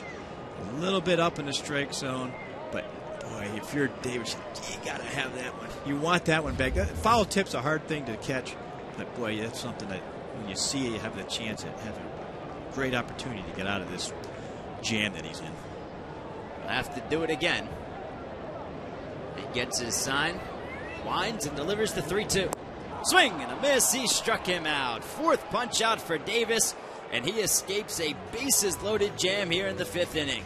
No runs on 2 hits, no errors, and the Reds leave them loaded. We've played 5 in Cincinnati. Diamondbacks 1, Reds 1 here on MLB.tv.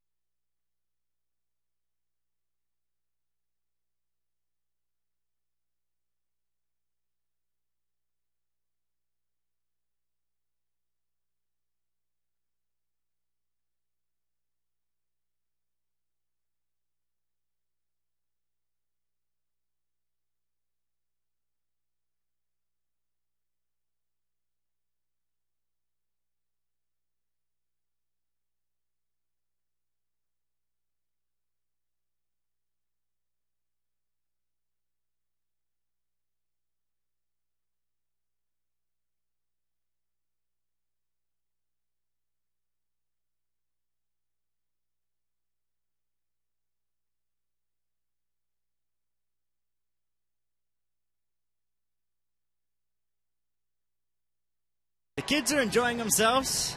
Looks like the kid on the bottom right there, Jim, doing the sprinkler. And then the kid next to him is just staying alive. Maybe in the back it's the Macho Man. But either way. Little Johnny T at his early age. Kids are enjoying themselves at the ballpark.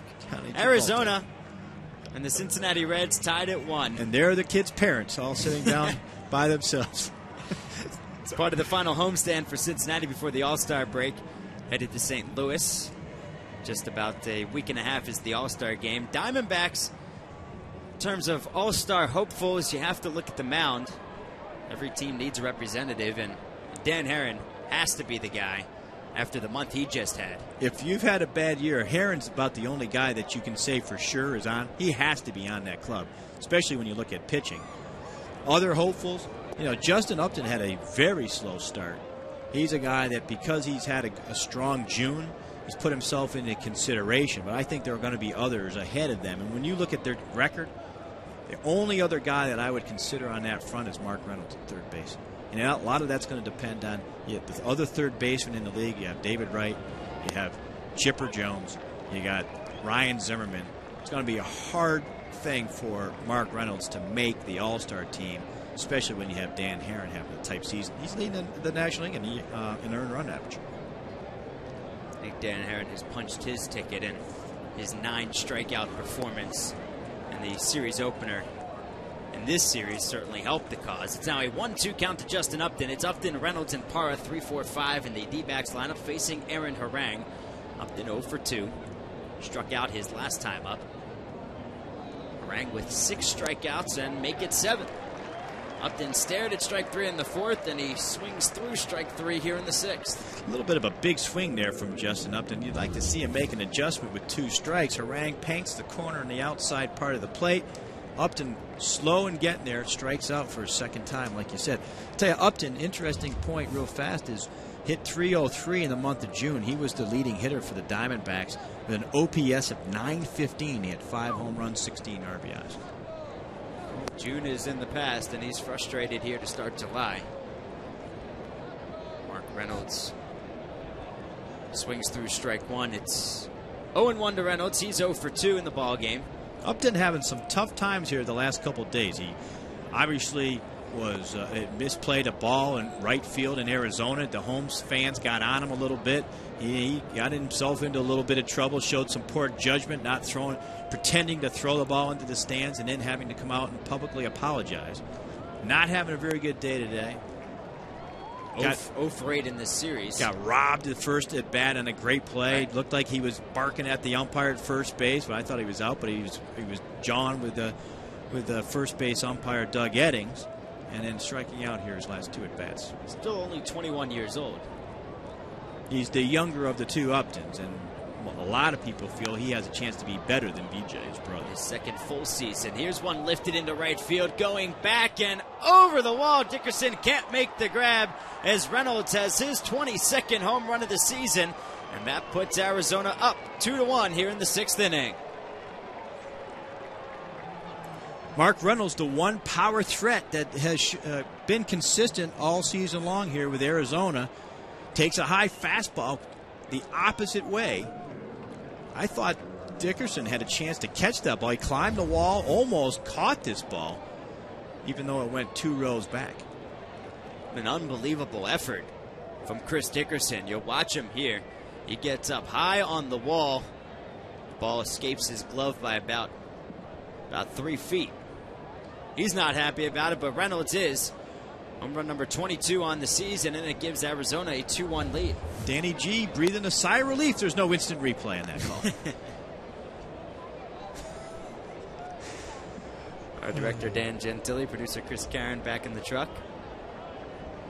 Here's Gerardo Parra. He's been on base both times he's been up, thanks to the only 2 walks from Aaron Harang. Just the 4th hit of the ball game for Arizona.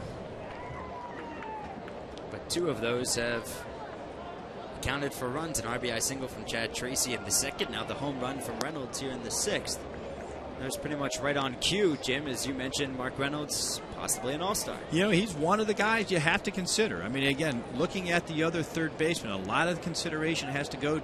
Charlie Manuel, obviously the manager of the Phillies, has to take into consideration several things. Now, they've expanded the roster to 33 players. So Parra lifts one to left, and an easy play for Johnny Gomes. Now 2 outs here in the 6th, and it brings Miguel Montero to the plate. He's 1 for 2. You have obviously the requirements of those that are voted in. But when you start to look at third baseman in the National League, it's a very tough class. David Wright leading the National League in hitting. Ryan Zimmerman, probably the only selection from the Nationals on a poor Nationals team. And Chipper Jones being obviously the popular player that he is and the player that he's been there with the Atlanta Braves. Right, Noah Ramos Ramirez with the Cubs. And have Pablo Sandoval with the Giants. Sandoval certainly has a guy that you can consider. Pedro Feliz is having an above-average year, but not the type of year that Mark Reynolds is. But he is a third baseman for Charlie Manuel. Charlie's got a difficult enough decision to make over at first base, whether he brings Ryan Howard with him to St. Louis or not. Makes it even tougher because that's Ryan's hometown. Now he's starting to play in the All-Star game, but it's a crowded first base in the National League. 1-1 pitch from Montero, fly ball, left center field. Taveras is over, and he'll put it away for out number 3. But the Diamondbacks do take the lead on Mark Reynolds' 22nd home run of the season. He hit it with 1 out in the 6th inning. Goes the opposite way to give the Diamondbacks the lead. A run on 1 hit, no errors in, nobody left. We go to the bottom of the 6th. D-backs 2, Reds 1 here on MLB.tv.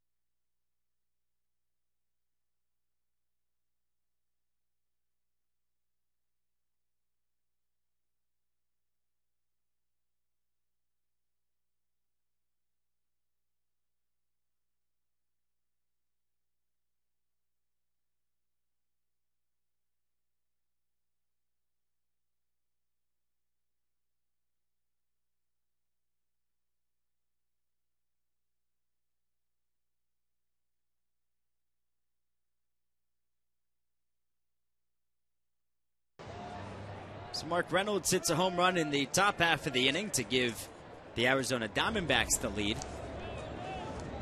Pick up action in the bottom of the 6th inning. D-backs lead the ball game 2-1. Doug Davis still on the mound there, and Harang will be pitching as well as he's at the plate facing the 1-0 count. That was pitch number 100 from Davis. It's now 1-1. Good chance here that this could be Davis's last inning. He bats 3rd in the inning, next inning, and he's just at 100 pitches, like you said. Swing and a miss. It's now 1-2. So it's Harang, and then top of the order, Taveras and Hairston Jr. Harang 0 for 2, line to short. Pop the second. Reds really scuffling this year with the bases loaded. Batting average 229 coming into today's game, 14th in the National League. They've had the bases loaded each of the last 2 innings, but only been able to score 1 run. They've left 10 on base. They're 2 for 8 with runners in scoring position to make them 6 for 26 with 27 left on so far in the series. 500 ball club. Able to get over that mark as Harang pokes one into center field, but he got too much of it as Parra makes the grab for out number 1. Brings Willie Taveras to the plate. He's 0 for 3. If you remember his first at bat, at the bottom of the 1st inning, he was called out. Really looked like Tough he was play out, there, really looked like he was out of the batter's box, and the umpires talked about it. Umpires, not an easy call. His left foot was still in the batter's box. His right foot, as he was stepping to come out of the batter's box, it ends up kicking the ball. The umpires felt that he was out of the batter's box, and they called him out. That's a tough call because later in the inning, Joey Votto doubled, and you never know how things play out. If you have a guy on base, does Votto even double? Good chance, though, if he is on first in the double, Taveras will score. Yeah, with that kind of speed. Now, an 0-1 count from Doug Davis to Willie Taveras, and here's the 0-1 pitch. Now 1-1. Taveras has not had a good day at the plate. Is not considered a big threat at the plate. His first at bat, obviously, we showed. His second at bat, he barely made contact on a breaking ball. Took an awkward swing and hit it into left field. And the last time up, he grounded into a fielder's choice at 3rd base. Nice play by Mark Reynolds. 1-1 pitch is smoked into left field. Looked like it was misplayed immediately by Romero, and then he backtracks and makes the grabs for the hardest hit ball so far for Willie Taveras, but he's now 0 for 4. Interesting, Doug Davis struggling the last 2 innings. Now he seems to get himself together here. Harang hit, made pretty good contact, line drives to center field on that breaking ball. Taveras, the best at bat of his day, line drive to left field. So now that he's over the 100 pitch count, like we said earlier, he's going to bat third next inning. I suspect, with all the trouble he's been in and been able to get out of it, this was probably his last inning. Here's Jerry Hairston Jr. takes ball 1. He's 0 for 2 with a walk in the third inning, one of 4 walks from Doug Davis. He's gone 5 2/3 thus far, 7 hits, a run, 4 walks, 4 Ks. Harang on the other side, 6 innings, 4 hits, 2 runs, 2 walks, 7 Ks. And the go-ahead home run from Mark Reynolds. As Hairston pokes one to the right side. It's fielded easily by Tracy. He'll step on the bag for out number 3. So for the first time in the ball game, the Cincinnati Reds go down in order. No runs, no hits, no errors, and nobody left on base. 6 complete at Great American Ballpark. Reds trail 2-1 on MLB.TV.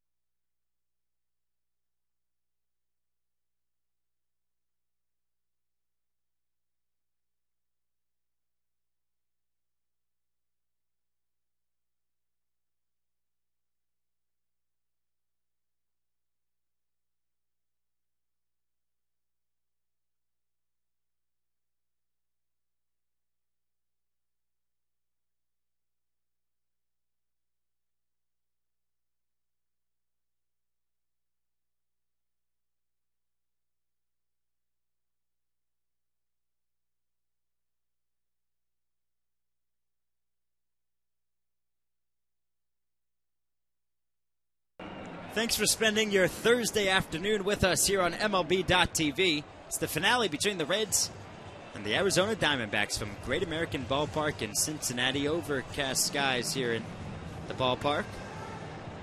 Chad Tracy, Alex Romero, and then the pitcher spot should be a pinch hitter for Doug Davis. They're throwing 108 pitches, 66 for strikes in 6 innings. Diamondbacks lead the ball game 2-1, facing Aaron Harang. Tracy is 1 for 2. He singled in the second, flew out to center to end the fourth. Harang's first pitch misses outside.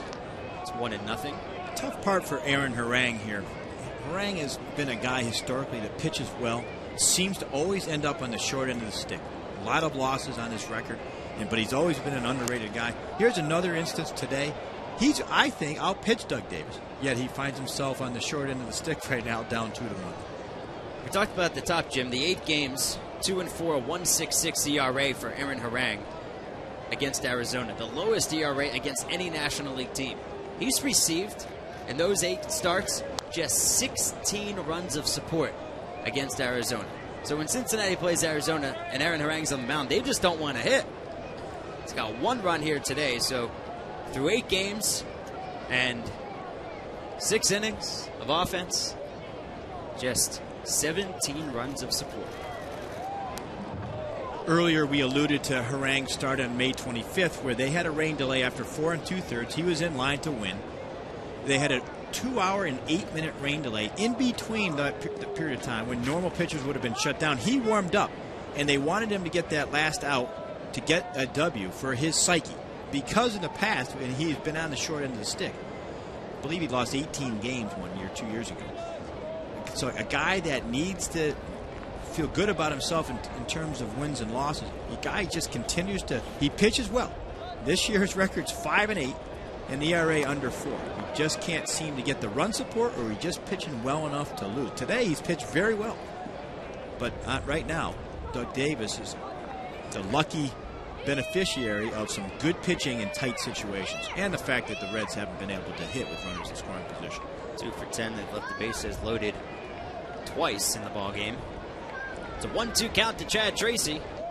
Fastball misses high. It's 2-2. Talked about his 2008 season for Harang. Just 6 wins, career high 17 losses, and a 4.78 ERA. Only made 29 starts, his fewest since his first full year with the Reds back in 04. 2-2 pitch. How about that fastball dropping off? Made Tracy look silly there. When I see how many losses he had, 17 losses, I'm reminded of the old former Met pitcher Al Jackson, who lost 20 games one year. And I remember asking him the question, how can you lose 20 games? He said, hey, you have to be really good as a pitcher to lose 20 games. Most pitchers don't get to 20 losses. You have to be pretty good to be able to lose 20. Same thing with Harang. You have to be pretty good to lose 17. Otherwise, you don't get that opportunity to get that many starts. Means you're healthy for a while.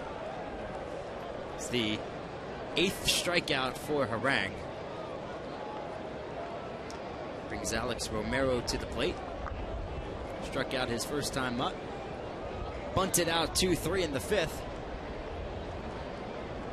He's 0 for 2. Pitcher spot due up next. Expecting the pinch hitter.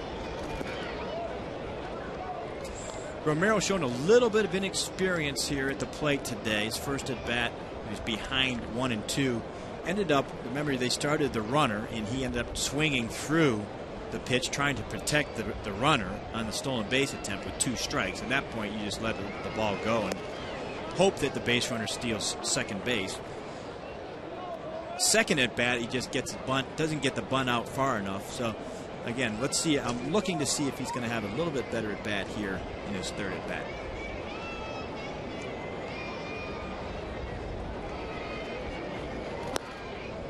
Pitch, he lays off. It's now 3-1. Season high strikeouts is 9 for Harang. He has 8 so far this afternoon.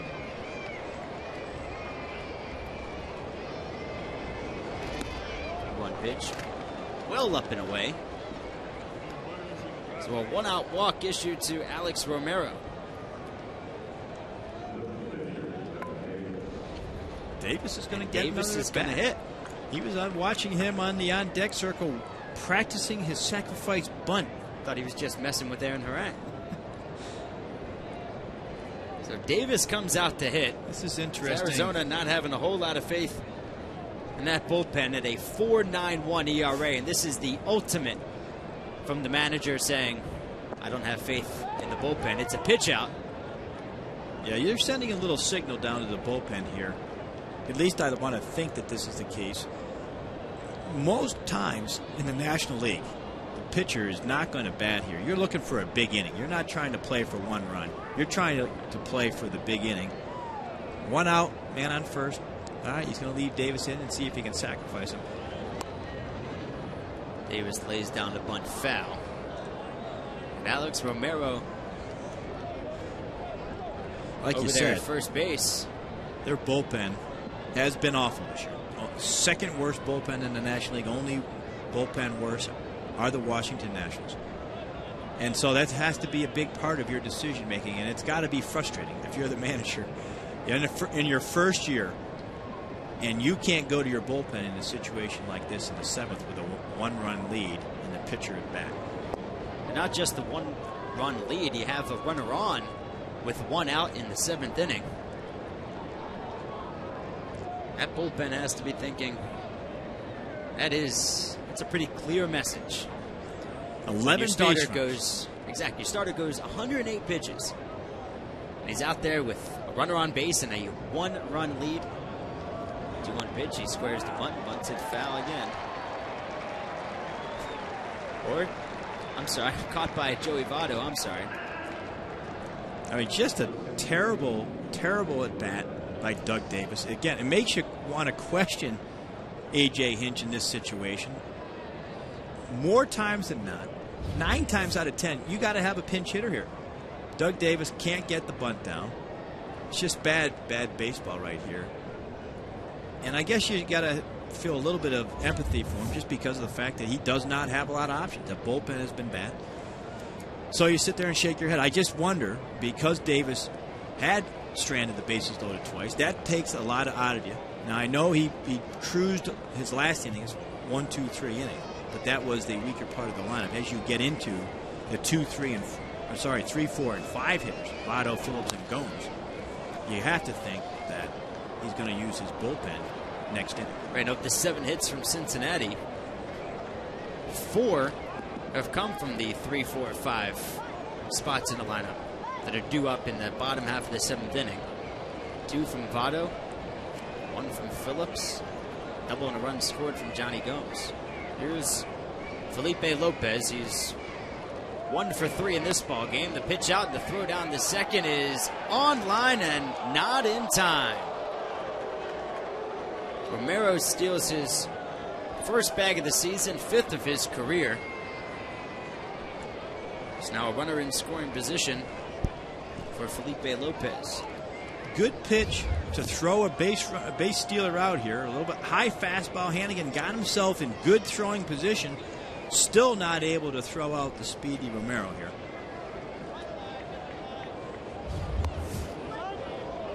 A little bit late getting to second base. Just a bit. Now a 2-1 count to Lopez. Sits safely in 17 of his last 18 games. Switch hitter batting left-handed. Well, the right-handers hitting .321 against Harang. Left-handers .264. 2-1 pitch lifted foul. You know, I'm thought of the confrontation the first week that A.J. Hinch was on the job as manager, and he decided to take Doug Davis out early. The confrontation not only on the mound but in the dugout. And I'm sitting here saying to myself, was that a factor in him leaving him in this situation? Or was it a bad bullpen? Or was it the fact that you thought that Doug Davis, after struggling through those middle innings, had an easy 1, 2, 3 inning in the last inning, and so you want to go ahead and send him out for the 7th? I don't know. We'll get a chance to ask him after the game.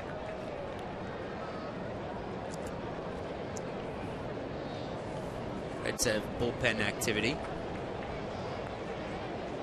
6'4" right-hander Nick Massett.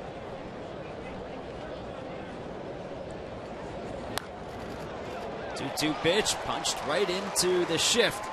Jerry Hairston Jr. playing well off the line over at third, and that will end the inning. No runs, no hits, no errors, and 1 left on base. Stretch time here at Great American Ballpark. It's a 2-1 Diamondbacks lead over the Reds on MLB.TV.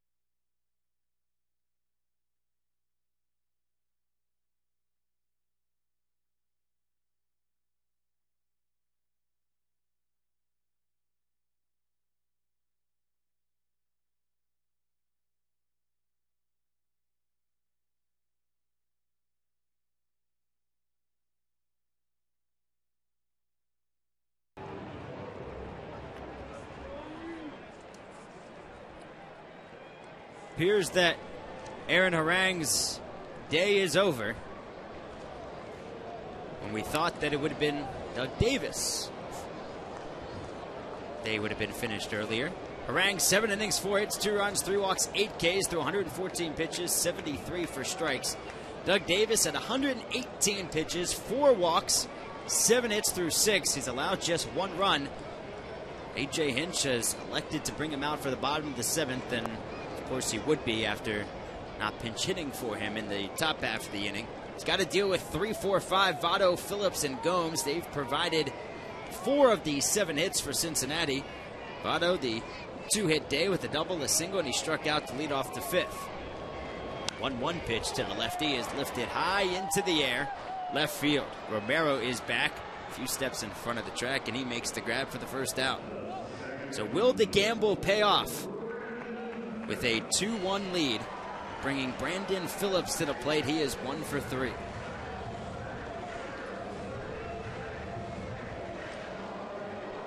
Interesting question. We were discussing the All-Star selections for the Arizona Diamondbacks at the top of the inning. Now they're at the bottom of the inning. When you talk about Cincinnati and their All-Star selections, Joey Votto has to be in consideration. When you look at the other players, at least position players on that club, I don't think Jay Bruce is having the type year that deserves All-Star consideration. Brandon Phillips certainly is one guy that could be considered. Phillips goes foul down the first base side. But again, when you run into the same type of issue when it comes to first baseman in the National League, obviously Albert Pujols, Prince Fielder, Adrian Gonzalez,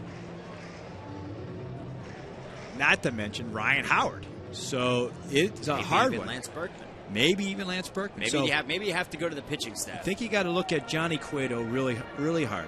With that 2.69 ERA and an 8-4 record, and you think if he goes out and pitches one more solid outing, he may have already locked it up, but you have to think that Cueto would have to be the Reds' first selection.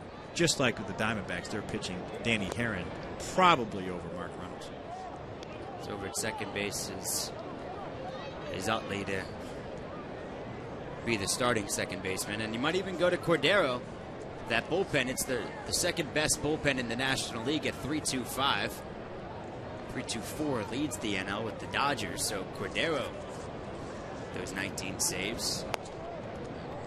Yeah, Cordero would have to. I mean, David Weathers, you hardly ever see a setup guy go unless there's an injury. So that's usually not a guy that, like you said, Cordero with the 1.9 ERA, he certainly is a candidate. 19 of 20 save opportunities.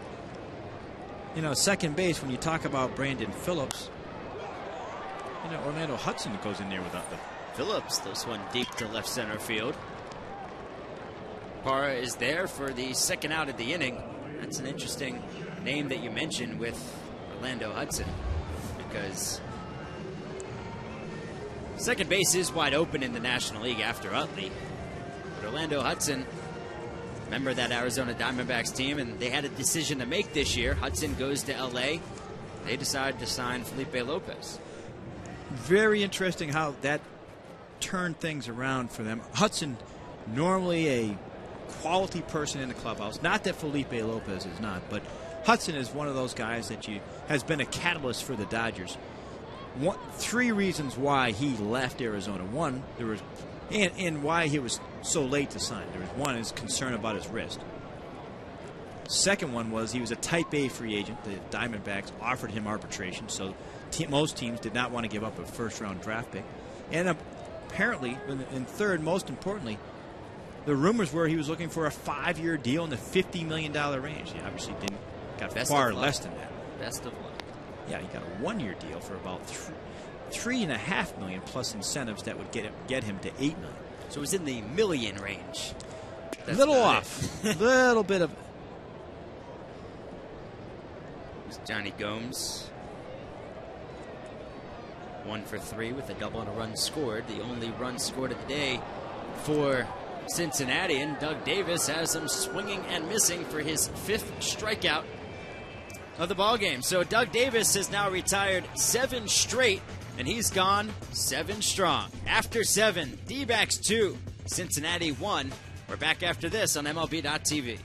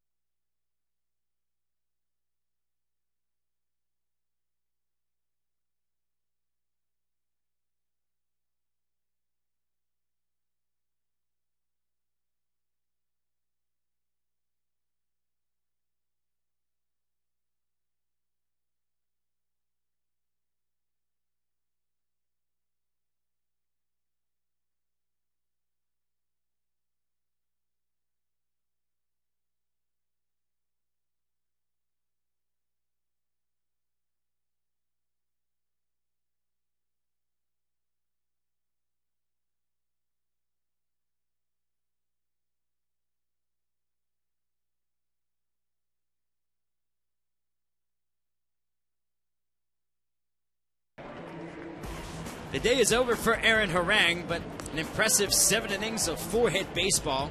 2 runs, both earned, 3 walks, and he struck out 8, 1 off his season high. You see Mark Reynolds going down swinging, and then that's the home run that has put the Arizona Diamondbacks in front 2-1. Reynolds' 22nd home run of the season. Harang, 7 innings, 114 pitches, 73 for strikes.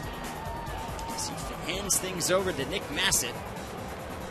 Massett, a big right-hander. His 26th game, he's 4-0 with a 1.76 ERA. Massett last pitched on Saturday at Cleveland. Pitched an inning, allowed a hit, and he struck out a batter. Spent some time on the DL in May with a strained left oblique. He's part of the 2nd best bullpen in the National League. That's been the strength of the Cincinnati Reds to keep them at 500 at 38-38. Like we were saying, Doug Davis probably should have been left in the game. We were arguing for him to be taken out of the game. If it comes down to the bullpens, yeah, obviously like Cincinnati's chances. Massett, like you said, has been a big part of their bullpen and keeping things close. Obviously, it's been anchored by the veterans. Cordero at the end, Weathers from the right side, and Arthur Rhodes from the left side. Both veterans have been around a long time. Defensive changes for the Reds as Jay Bruce comes in now. He'll play right field and hit in the pitcher spot. Being 9th, Chris Dickerson moves over from right to left. He'll hit 5th. Or excuse me, Dickerson will stay in his spot, obviously, in the 7th position. Nick Massett takes over where Gomes was hitting in the 5th spot.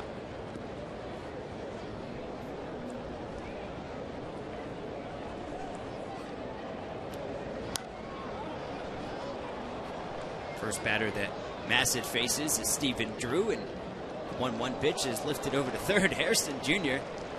makes it an adventure, but he makes the grab. Drew now 0 for 4. Drew having a tough day today, just like he has all season. He showed a little frustration his last at bat when he hit that line drive to left field.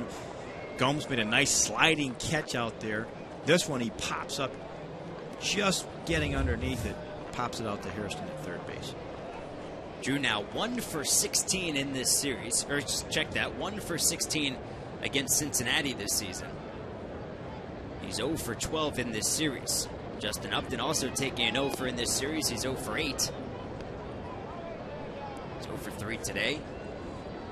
Robbed by Brandon Phillips. Great play in the first inning to end it. Struck out looking to lead off the 4th. Struck out swinging to lead off the 6th. Now a 1-1 count to Upton.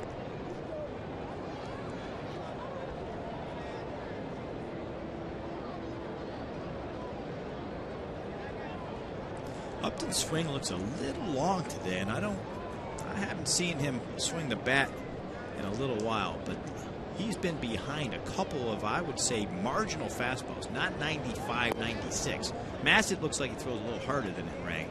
Still, he's got to make a little bit of an adjustment here.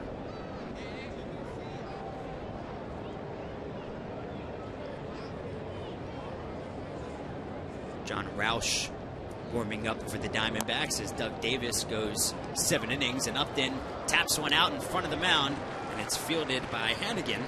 So 2-3 on the putout. Upton 0 for 4.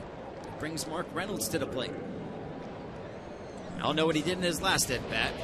Yeah, he took a high fastball from Aaron Harang away, took it the opposite field over the 370 mark there in right field, outside of the great effort by Chris Dickerson as he climbed the wall there trying to bring that ball back, but it was not going to happen. That's his 22nd home run, and so far that's been the difference in the ballgame.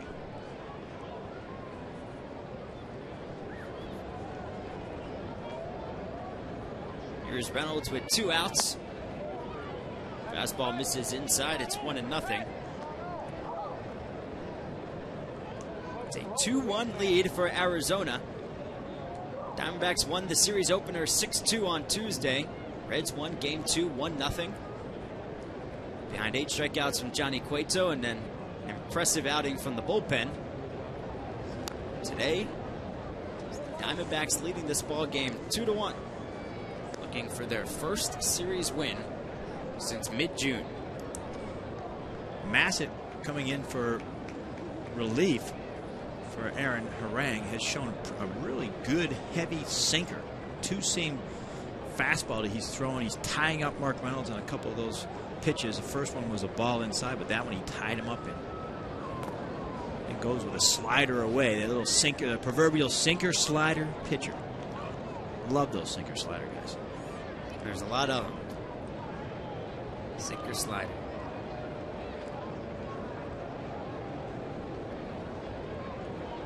Not trying to do too much, staying within himself. Knows what kind of pitcher he is. 2-1 pitch is fouled off. It's now 2-2.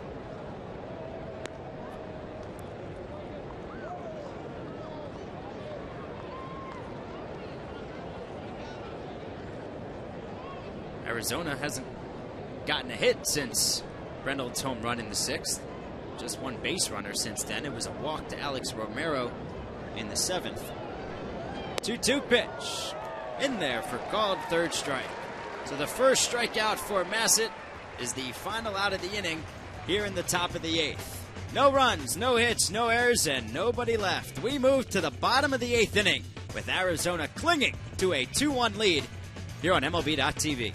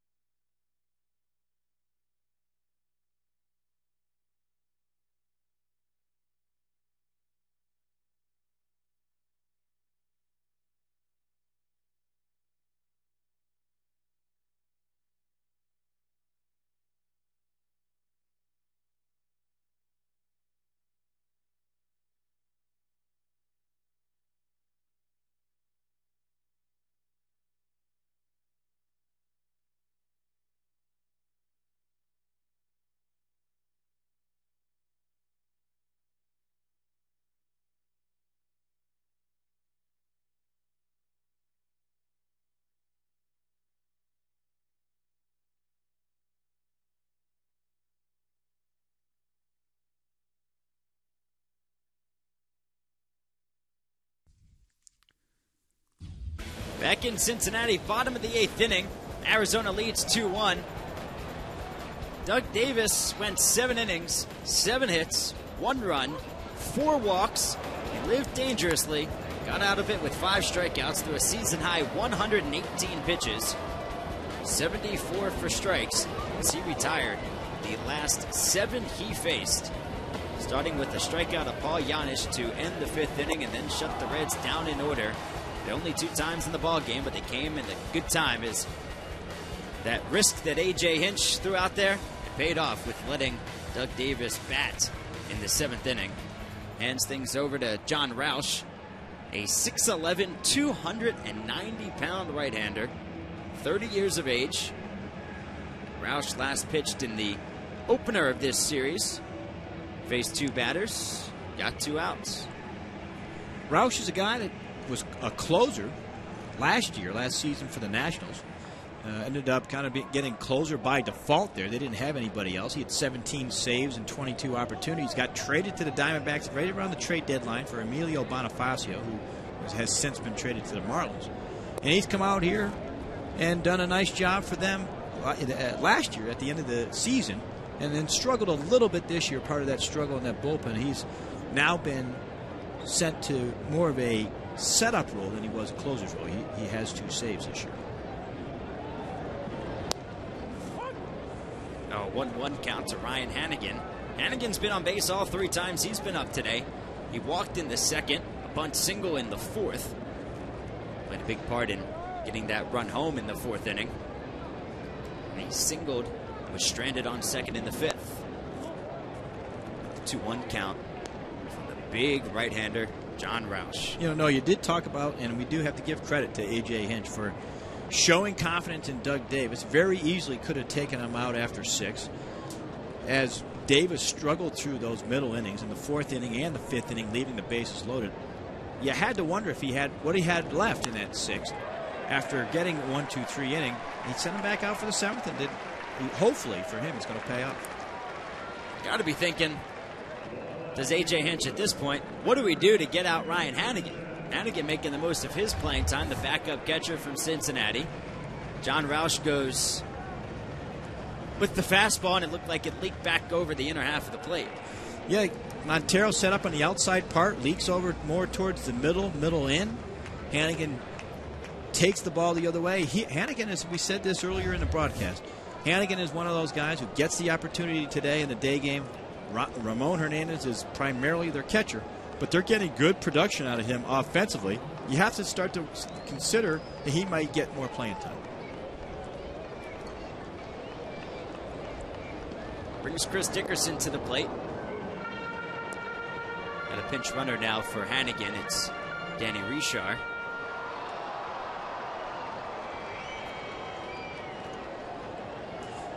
Not a surprising move here by Dusty Baker. You need to obviously get this run in. You're at home. You'd like to see the tying run come across the plate.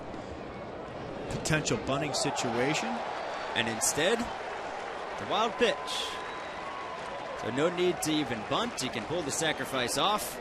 And you have Richard now over at second thanks to the wild pitch. Now here's an interesting situation. First off, Montero's got to block this ball here. This is not great catching right here. I mean, curveball like that in the dirt, you got to see him get down and block that ball. Instead, he tries to backhand it, and it gets underneath his glove, easily allowing the pinch runner, Richard, to get to second base. Now, do you allow him to swing away, a left-handed hitter, drive the ball to the right side, or do you have him bunt again and get the tying run to third base with 1 out? Likes to have him swing, and that runner's not going to be going anywhere. Into shallow left field. Romero makes the grab. And Jim, I assume you don't like the decision. Poor fundamental baseball right there. I mean, you can debate whether you bunt or hit. I don't mind in that situation because Dickerson's swinging a hot bat. He's had hits in 11 of his past 12 games. But either way, that ball's But you got to pull that ball. Yeah, that ball. I mean, that's a ball middle of the plate, belt high. You have to drive that ball on the ground to the second baseman or the first baseman. Instead, he swings underneath it for an easy, lazy fly ball to left field. Again, some of the topics and points that Dusty Baker brought up in that team meeting the other day. When you're struggling to score runs, you have to do the little things like that. And that's not good baseball right there. With Chris Dickerson not pulling the ball. You got to pull the ball over there. You got to get that tying run to third base with less than 2 outs.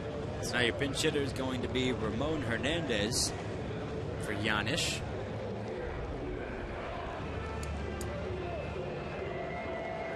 Hernandez this season hitting .251 with 5 home runs and 32 driven in. The runner on second is Danny Richard. He's a pinch runner after Ryan Hannigan singled. Chris Dickerson then just flew out to left. It brings the pinch hitter Hernandez to the plate. First pitch is in the dirt. It's 1-0. And Ramon, I'm a little Bruce familiar with. Ramon is a guy that, is a guy when he's swinging the bat well. I had him in Baltimore before he was traded this past offseason. Andy McPhail, current GM, traded him to Cincinnati for Ryan Friel. But he's a guy that when he's swinging the bat well, goes the other way well. Right center field, he has power that way. If you give him a breaking ball up in the strike zone, he's capable of driving it that way. Got a 2-0 count at this point.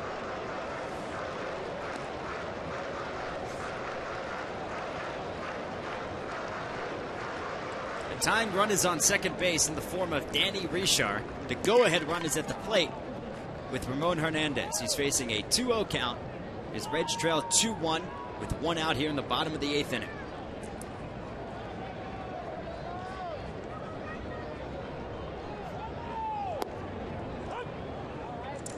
Taken for a strike. It's now 2-1. That would have been a pitch right there. 2-0, tying run at second base. You're going up there to swing the bat. That's one where you'd like to see Ramon Hernandez. I know he's not used to pitching it, but you'd like to see him go up there and hack, try to drive him in. Pitch missed his inside. It's now 3-1. The Reds 2 for 9 today. Runners in scoring position.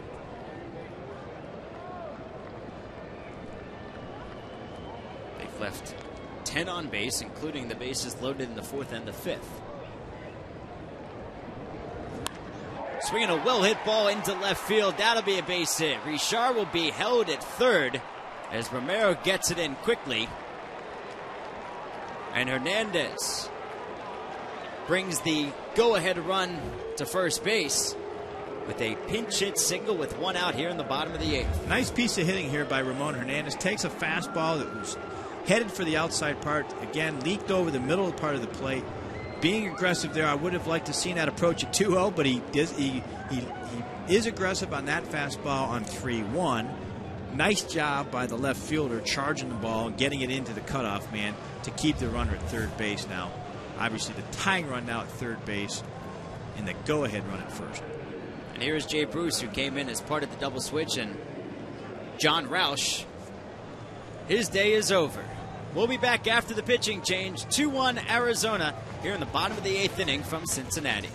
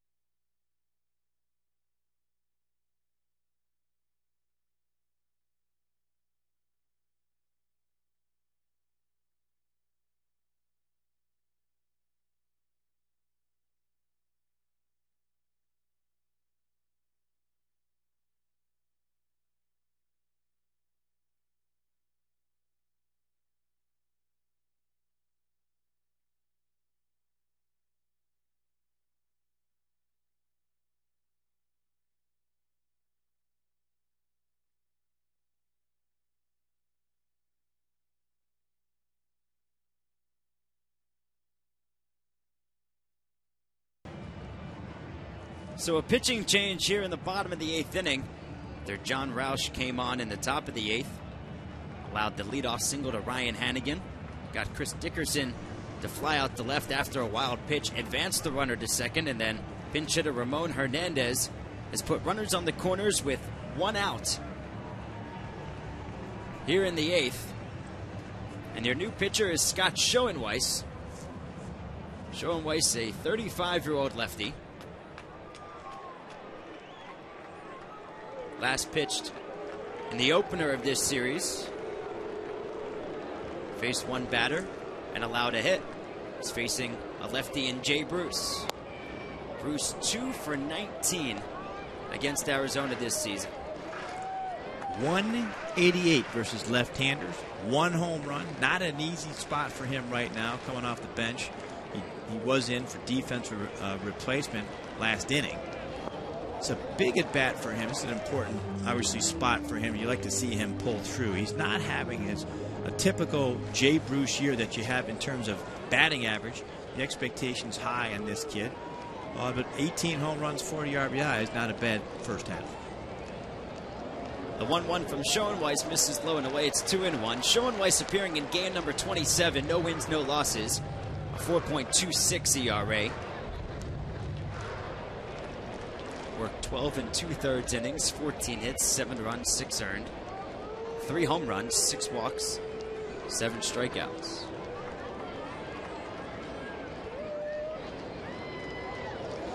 Two-1 to Bruce has fouled off. It's 2-2. It's just good to see Scott Schoenweiss back in the Major League uniform. tragedy of losing his wife earlier this season. He's had a tough couple of months at the major league level. Obviously, as you mentioned, the passing of his wife. Prior to that, with a pitcher with the New York Mets, struggled at the end of the season. Gave up a critical home run late in the season last year to add to the Mets not getting to the playoffs. Jay Bruce pops it foul behind home plate. Off with the mask is Montero. And that's a big second out for the Arizona Diamondbacks.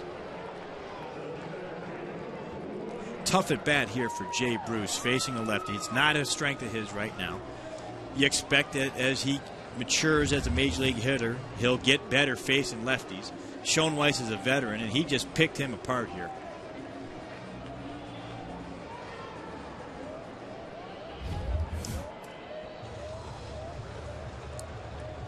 AJ headed back out to the mound.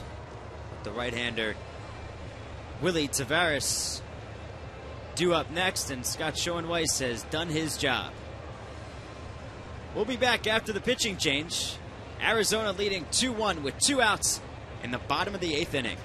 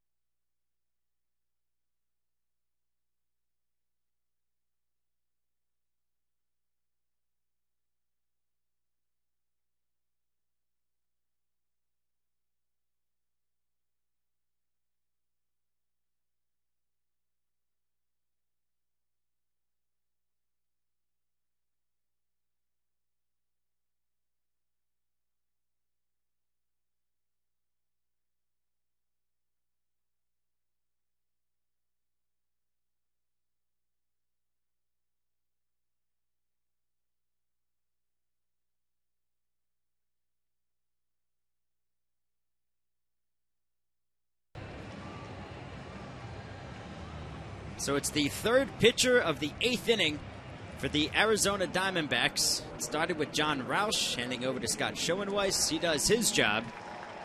Now those fans will see the closer, Chad Qualls.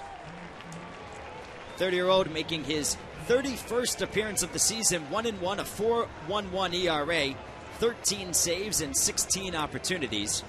He's worked 30 2/3 innings, allowing 34 hits, 14 earned runs, 4 walks and 28 strikeouts. Last pitched in game 1 of this series. Worked an inning. Last save came back in mid-June on June 11th against San Francisco. 28 career saves. This year, 13 out of 16 chances. Qualls working a little overtime today, Noah. The pinch hitter is Lance Nix to bring in the lefty to face the right-handed Qualls. Nix on the season, a .253 hitter with 7 home runs and 21 RBIs. It's a little bit of pop in his bat, Lance Nix does. This is inside, it's 2-0. So Qualls in for the 4-out save. Been called upon to do that already this season. Just 13 saves and 16 opportunities. You don't get that many opportunities when your team's 31-47, 18.5 games out in the NL West. The 3rd worst record in baseball, behind Washington and Cleveland. Qualls has worked multiple innings only twice this year. Both times 2 innings appearances. Once, this last one, May 20th at the Marlins was 2 innings. I remember that ball game. You were there, weren't you? It was a monsoon. I was in the office waiting to do the highlight, and there was a monsoon in Florida. And then his last outing, April 26th, at home against San Francisco, he went 2 innings. Oh, he's got a big spot here. Lance Nix at the plate in a 2-2 count. The runner on first is the pinch hitter Hernandez. On third, the pinch runner Richard. Got on the bases after the single from Ryan Hannigan. So runners on the corners, 2 out. Arizona holding on to a 1-run lead. 2-2 pitch. Swing and a miss. He struck him out. He did. So Qualls and the bullpen gets out of the 8th inning as Arizona holds on to their 1-run lead. No runs, 2 hits, no errors, and runners left on the corners. We're headed to the 9th in Cincinnati with Arizona leading 2-1 here on MLB.tv.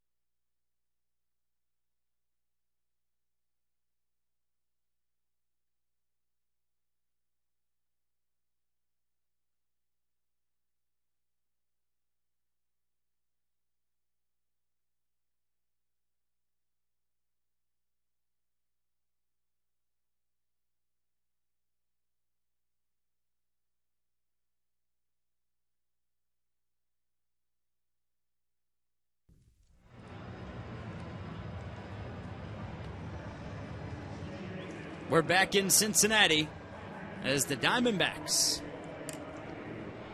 lead this ball game by a score of 2-1 as we move to the top of the 9th inning. For Arizona, they'll have Gerardo Parra, Miguel Montero, and Chad Tracy. That's 5, 6, 7 in the lineup. And they're facing Daniel Herrera. Daniel Day at 5'6", making his 33rd appearance of the season. He's 1-3 with a 2.05 ERA, 30 2/3 innings, 30 hits, 7 earned runs, 11 walks, and 23 strikeouts. This is an interesting story. He is not overpowering at all with his stuff, but he comes right at you. He's a kid who 5'6", not tall in stature, but his fastball is about 84, 86 miles an hour. But Dusty Baker has said this guy has more heart than most guys that you'll see, despite his size. 2 to Parr, misses away, so it's now 1-2. Parr's 0 for 1 with 2 walks and a run scored.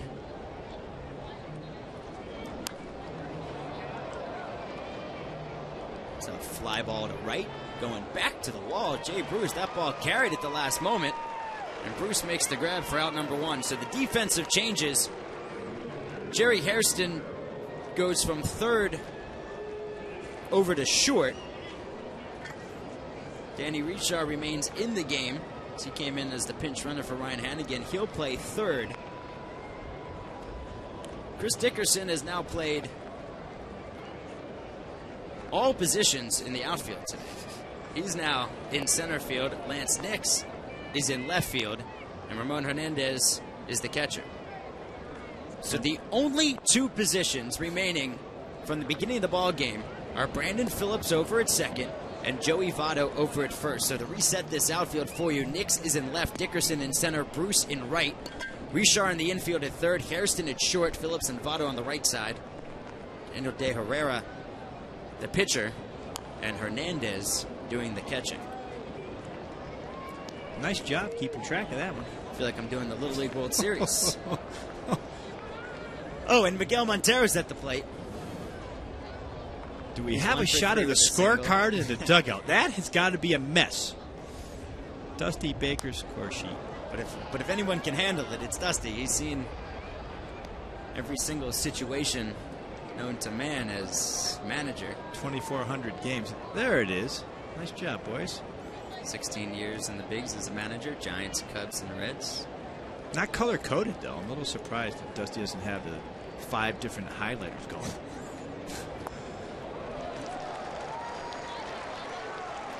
Third strike held on to as Montero goes down swinging.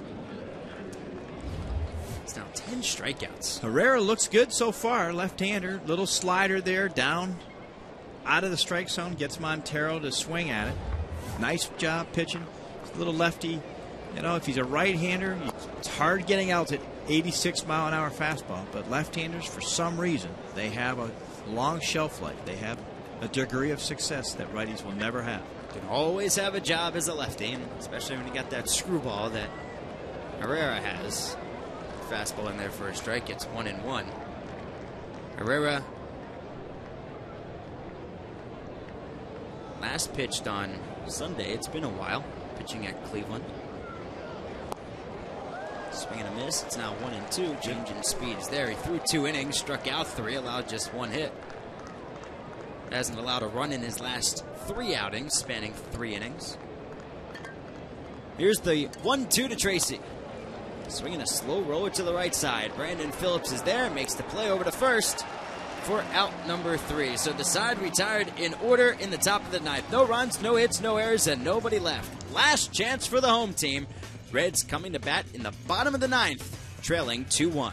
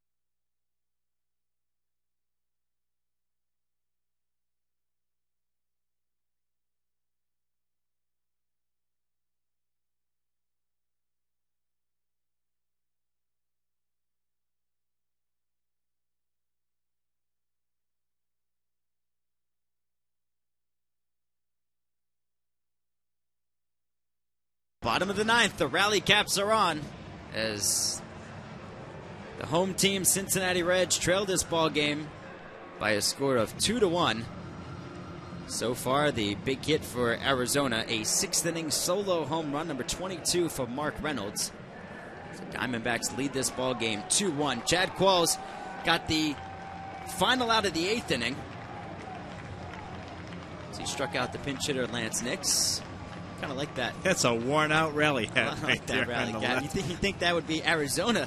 Be a fan of the Diamondbacks with that rally cap, not the Cincinnati Reds. So Qualls facing Jerry Hairston Jr., Joey Votto, and Brandon Phillips. There you go. There it is. That's a 4th of July bucket hat turned inside out right there. Hairston at the plate. He's 0 for 3. He walked in the 3rd inning, facing Chad Qualls. Old-timers edition. Diamondbacks are used to these one-run games. They are 10-14 this year. They've already played 24 one-run games. Top of the broadcast, we talked about that 2007 season. Went to the NLCS, lost to the Rockies. They won a franchise record 32 one-run games that year. They were 32-20 in those situations. Not been the same since. Got off to a terrific start last year, and it's been all downhill. And a lot of people in baseball have questioned the direction right now of the Diamondbacks. The 1-1 pitch. Something off it. It's now 1-2. And when you go after the manager and make some changes, oftentimes in baseball, you do look to the one-run games. And what is the difference in those games? Is it something the manager did? Certain decision-making. One-run games in your road record. How the team plays on the road. Those were good indications of the quality of the team. Or Arizona lack 16-19 this year on the road. Not as bad as other teams on the road. I've seen a lot worse records. I mean, the Nationals, who a lot of these numbers stack up against in terms of bullpen numbers, record, the Nationals are much worse on the road than the Diamondbacks. D-backs road ERA best in the National League at 3.36. Bullpen ERA second worst in the National League, but their road ERA for the entire staff is the best in the NL. Maybe they should think about wearing their road grays at home. What do you think? Staying in hotels? Staying at a Holiday Inn Express nearby? Nothing beats that. Something to change it up. The Phillies have a similar problem. Yes, they do. Playing at home, they just are not good. To say the least. Second worst record in all of baseball at home. Here's the 2-2 from Qualls. That's a tough pitch to take from Jerry Hairston. Jerry Hairston's wondering why he's still 3-2. up. Wow. That pitch right there looks like strike three, and I don't know how he didn't swing. Hairston, look how long he looked at that pitch saying, how am I still here? Well, he's got new life. Overall, and the Brian 3-2 Knight's called a good pitch. game. Fouled off. Overall, Brian Knight's called a terrific game. I have not noticed him, which is always a good sign. The umpires, you don't like to see, they don't like to be noticed. When you have to look down at your scorecard to see who the home plate umpire is, if it's not on the tip of your tongue, that's right. It's a good game. And with Harang and Davis both nibbling a lot, it's a difficult day for a home plate umpire. But he's remained consistent both sides.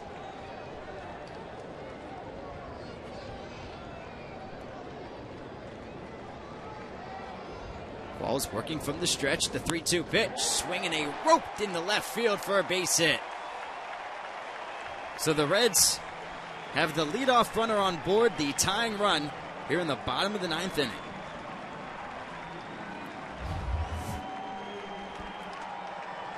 This is a fastball that he left up in the strike zone, trying to get the ball away to Hairston. It crept back to the middle part of the plate, middle in, and Hairston made him pay for it. Qualls, if he's going to get this save, he's going to have to go through the middle of the lineup there. 2, 3, and 4. You know, he came in with 2 outs last inning in the 8th, struck out Lance Nix, the pinch hitter for Willie Tavares. Now he has to go through the heart of the Cincinnati lineup. In the heart of this ball club, it's Joey Votto. He's 2 for 4. He flew out to left his last time up. First pitch, swinging a drive, deep left field. This one's back and off the wall. Romero can't make the play. He was looking up and he covered his head and the ball bounced in between his hat and the wall. How does he not catch that ball? I don't think Joey Votto and Alex Romero could do that one more time if it happened 100 times in a row. That ball was stroked. It looked like it might be out. The way Votto reacted, he wasn't quite sure. And he gets to the fence, and it almost like he gets distracted. He puts his back on the wall, he reaches up, and then just took his eye off the ball.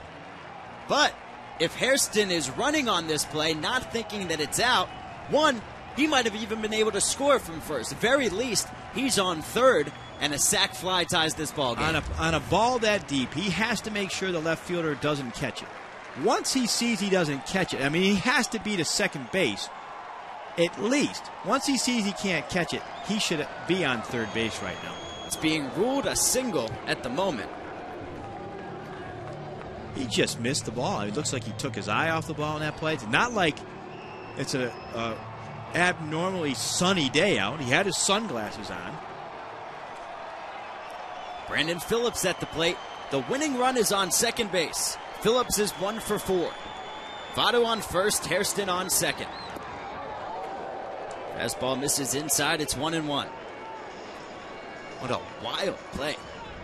I really don't think if Joey Votto lifted the ball 100 more times to left field that it would have landed in that spot. Alex Romero went back and he hit the wall. It was almost like he hit something that he didn't expect. Got distracted, eyes off the ball, and that's what you teach kids in Little League. Always keep your eye on the ball. You know, you're sitting there, Chad Qualls, saying, I have a tough hitter in Joey Votto. You get him to hit the ball the opposite way, figuring that that's a spot that's safe. It's not likely he's going to hit it out, and then your outfielder can't make the play. Has to be frustrating right now. The 1-1 to Phillips. Swinging a ground ball. Diving play by Reynolds at third. Makes the throw over the first, and they do get the out over at second base. Looked like Lopez dropped the ball, but second base umpire Dana DeMuth says he held on to it long enough. I thought he had it long enough here, too. Looks like he dropped it as it was coming out of his glove. The interesting part here is the ball got away from him far enough where Hairston could have considered coming home on this play. What a great play, by the way, in Reynolds. Diving for that play. Oh, watch. He's trying to get out now. The ball gets away from him. It rolls. It gets to the outfield grass. And then, you know what, Jim? In the 9th inning, you just have to be prepared for anything to happen, and you have to stay alert. You have to always be looking at your coaches. It goes back to Little League, really. Eye on the ball and watch your coaches. It goes back to that. You're right, the fundamentals. And, you know, I guess that I'll try to defend Hairston. He tried to avoid the tag because at the time he thought Reynolds might try to tag him. So he came to almost a complete stop. His momentum was not carrying him. Bouncer up the middle. That will tie the ball game. The flip to second for 1. Safe at first.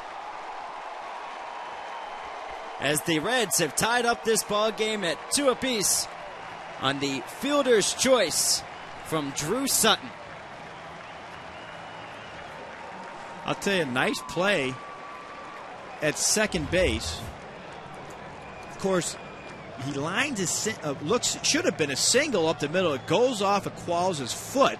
Otherwise, that's a base hit. Lopez makes a nice play, flip to Drew, and they actually had a pretty good chance of turning a double play there. Instead, fielder's choice, tying run comes in.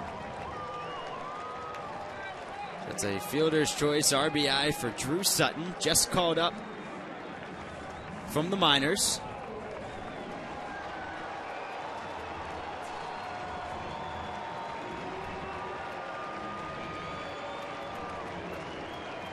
So that's his first career RBI for Sutton.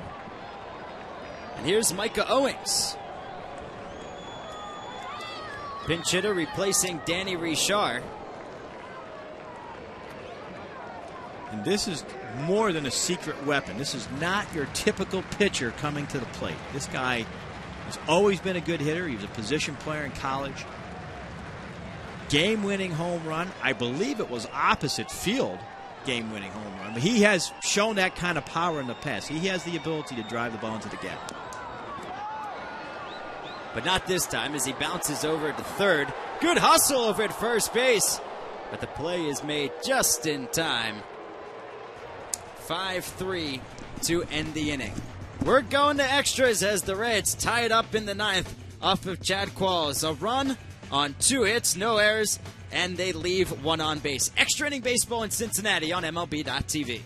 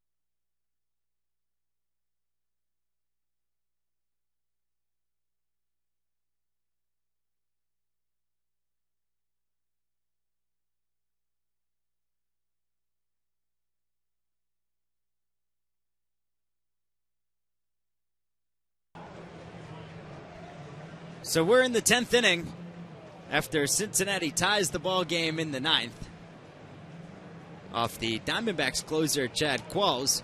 So Cincinnati turns to their closer, Francisco Cordero, in his 34th appearance this year. He's 0-2 with a 1.91 ERA. He's converted 19 of his 20 save opportunities. Pitched in the ball game last night, got that 19th save. Worked the perfect 9th in the 1-0 win. Dusty Baker going to his closer here. That's what you want to do at home in a tie game. You want to give your team a chance to get the win in the bottom of the inning, so this is the time. You wouldn't do it on the road, but you do it at home. So Drew Sutton remains in the game over at third, so he's the third baseman today for the Reds. They've had 3 left fielders as well, and now their 4th pitcher in Cordero. So Sutton, in his first Major League at-bat, gets his first Major League RBI on the fielder's choice, and now he's over at third base for the first time in his Major League career. There is Alex Romero, the GOAT in the 9th inning. Has a chance to redeem himself. Certainly here. Does. We'll see what he does. But he's 0 for 2 with a walk and a stolen base. Fouls it off. It's now 0-2. Just a hair behind that fastball right there. I'm not sure he saw the first one. He looked like he got caught by surprise there. He can bring it. He's got 230 career saves. Only the 11th pitcher Major League Baseball history with 100-plus saves in each league. 0-2 pitch upstairs. It's now 1-2. Cordero was the big sign 2 years ago in the offseason by the Cincinnati Reds. So really surprised the Milwaukee Brewers. They had been in the mix to get him, to re-sign him. He ended up signing a much bigger deal here in Cincinnati. About $6 million more is what the Reds had to pay him to get him out of Milwaukee. This bullpen, Jim, has lived up to the billing. Second best in the National League at 3.25 today. Has been fantastic. And Romero crushes one to right field. Fair or foul, and it's a foul ball. So he almost redeemed himself as I'm praising the Cincinnati bullpen. He just needs to straighten that one out. Back to that Reds bullpen. Massett and Herrera each worked an inning and struck out a batter. So that's 2 innings of perfect baseball. And Cordero, the closer, now in the 10th. 2 pitch misses. So after quickly in the hole at 0-2, Romero's fought himself back to 3-2. Tough pitch to take right there. Again, that fastball just in off the plate there. Tough one to lay off, tough one to call a ball. But again, home plate umpire Brian Knight, very consistent. I thought that was a ball. Here's the 3-2 pitch. Down in the dirt. And a leadoff walk here in the 10th inning. Romero has speed. He stole second his last at bat after he had walked. So this will be an interesting little cat and mouse game here with the base runner and the closer. A lot of times closers aren't pitchers that hold runners very well. They're not used to having base runners on base. They generally don't like to slide step. And if you are delivering the ball to home plate in more than 1.3 seconds, it's hard for the catcher to throw the base runner out. Pinch hitter is Augie Ojeda. He's up there to bunt, and he lays down a beautiful one. Tough play in between first and second. Cordero flips over to first for out number 1, and the snap throw down to second is not in time. They tried to get Romero sneaking off of second base or overrunning the bag, but a tremendous play from Cordero off the mound. As we'll see it on the replay in just a moment, that ball, it's a tough play in between first and the pitcher's mound. Perfect bunt here. Cordero overcharges it and then has to recover and grab it and throw it backhand to first base. He one-hops Joey Votto over at first. Not two-hopper. A little two-hopper. And then Romero making that turnover at second, and then whoa. Gotta get back to the bag. So leadoff hitter Felipe Lopez. 1 for 4 with a single. Up the third is last time up. First pitch misses low and away, and it's 1-0. Both these teams have had plenty of opportunities. I should say Cincinnati has had more of the opportunities. They're 3 for 14 with runners in scoring position. And that ball gets away from Hernandez. That'll be a wild pitch, and Romero takes a big turn over at third. Now a bigger opportunity for the Diamondbacks. With a runner on third and ball to the outfield, puts them in front. Another ball here the catcher has got to keep in front of him. You can't let that tying or go-ahead run get to third base with less than 2 outs. And that one got by Ramon Hernandez here. I know this is a tough pitch to handle. It's down in the dirt, tough one to block. You got to do everything you can to keep it in front of you. Now they'll just put him on to set up the double play opportunity. So they'll put Lopez on first with Stephen Drew coming to the plate, and Drew struggles. Been well chronicled in this ball game. He's 0 for 4. Went hard. Out to Romero, or I should say, out to Johnny Gomes to end the 5th inning. He's 0 for 4, 0 for 12 in the series, 1 for 16 against the Reds this season. They need Stephen Drew here to choke up, have a nice little 2-stroke approach. It looks like they're actually going to go with a pinch hitter here. This is Tony Clark, who has a chance to go deep. He has big-time power. Interesting here that he's going to go ahead and pinch hit for the struggling Stephen Drew. Tony Clark with 4 home runs of his 10 hits this season. Facing Cordero, and the first pitch is in there for a strike on the outside corner. Clark is a guy that has big-time power, but he's also a big strikeout guy. He has a large strike zone. He's a big man. And it's a tough situation. He's been on the DL here for a little bit, but again, like you said, he has 4 home runs this year, capable of pinch hitting and hitting a fly ball or hitting a home run. And to just go for broke here.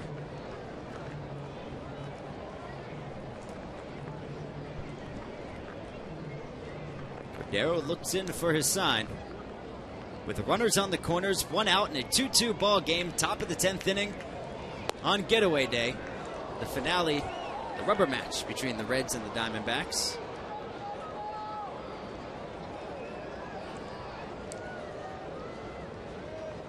The Reds will hang home for the weekend against St. Louis.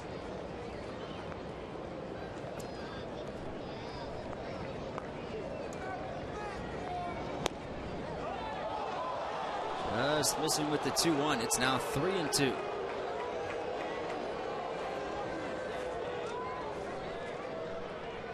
Diamondbacks out in Colorado over the weekend.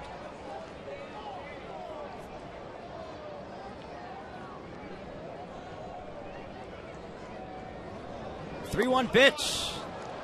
This is low with the fastball. And the bases are now loaded for Justin Upton. Cordero in a heap of trouble here. He's usually not this wild, having trouble throwing his fastball for strikes. He's walked 3 this inning, 1 obviously intentional, and then the other 2 not by design. We'll bring Dusty Baker out to the mound.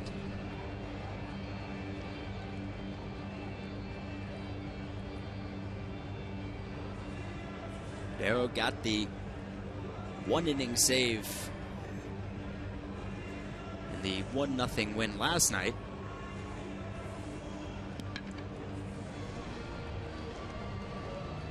You know, I'm wondering what Dusty Baker does when he goes out there to talk to Cordero. It's got to be one of those instances where, you know, you got to have to go out and just reinforce to your closer, hey, man, just hang in there. I have faith in you. Go at him. You just give him a little bit of a rest. Try to change up the momentum that's against him right here. I mean, Cordero, you don't see him in this situation very often. But I like that experience with a guy like Dusty Baker. You know what? Go up and disrupt things a little bit and see if you can change something up. First pitch goes back to the screen, and everybody's holding. Nice job by Justin Upton to put the stop signs on at home plate. And Alex Romero diving back into third. That ball, there's a lot of brick behind there. And not a whole lot of room to begin with, but a lot of brick behind there, and it's a fortuitous bounce. Yeah, there's no question. One of the things that has happened with Ramon Hernandez late in his career, he's gotten a little bit lazy blocking balls. This is a ball that is just sheer laziness. He should have blocked that ball. That ball should not get through his legs like that. They got real lucky that that ball bounced back like it did. Upton's 0 for 4 in the ball game. Now has a 1-1 count with the bases loaded and 1 out here in the 10th inning. He's 0 for 9 in this series. 3 walks allowed by Cordero. That's a season high. Walked Romero to lead off. And the pinch hitter, Augie Ojeda, laid down the sacrifice. And Justin Upton lifts one into right center field. Coming on is Bruce. He'll make the grab. Alex Romero coming home. The throw is on line and in time. What a throw. What a throw by Bruce. That is not an easy thing. He didn't start the game, and he's able to throw a one-hop strike. So Jay Bruce comes on. Didn't start the game, but he is ending it with a flurry. 9-2 on the double play as we go to the bottom of the 10th, tied at 2.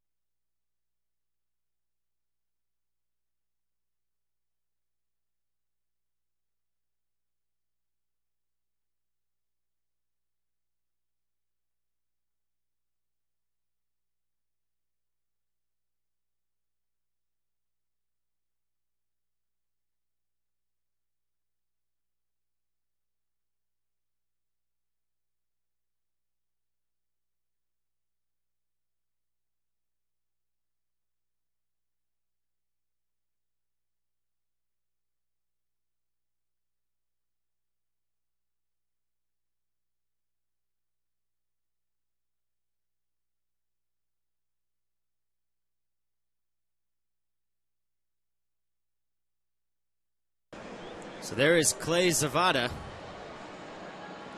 He's pitcher number 5. The Arizona Diamondbacks this year, and it's 1-1. Yet to allow an earned run. And how about that mustache, Jim? How about that mustache? Got a little Raleigh fingers just turned, action going there, doesn't he? Just turned 25 earlier in the week. Little handlebars at the end. That's a little Raleigh fingers action. Yet to allow an earned run in 18 innings over his 19 appearances. And, Jim, this is how the top of the 10th ended. Well, shallow fly ball to right center field. Decision between center and right. Bruce has the better angle and the better arm. He leads the National League in his outfield assists. Makes a one-hop throw to the plate. To put that in perspective, he did not start the game. He came in late in a late inning replacement, so he's not really loose. He hasn't been throwing all that much other than warming up with the outfielders. That is not an easy play. And a terrific throw, one hop. You have to give Ramon Hernandez credit there, too, for staying in there. He knows he's going to take a hit on the play, and he stays in there, holds on to that ball, and that's a terrific play to end the inning.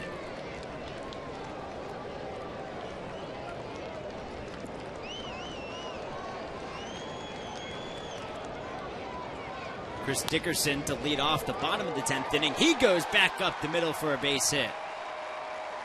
So Dickerson's on board for the 3rd time today. He's got 2 singles and a walk. Surrounded by a fly ball to left and a strikeout. So just like Dickerson Arizona takes this breaking ball and drives it up the middle. It's not a great slider. It looked like a slider by Zavada. Zavada hasn't allowed a run the whole month since he's been brought up. His ERA is 0. Gives a poor breaking slider up in the strike zone, and Dickerson does a nice job of driving it through the box. Just like Arizona had the leadoff runner on in the top of the 10th. Bottom of the 10th, Cincinnati is the same thing. Nice block by Montero behind the plate. So here is Ramon Hernandez. Came on as a pinch hitter in the 8th inning, had a single. Staying behind the plate now.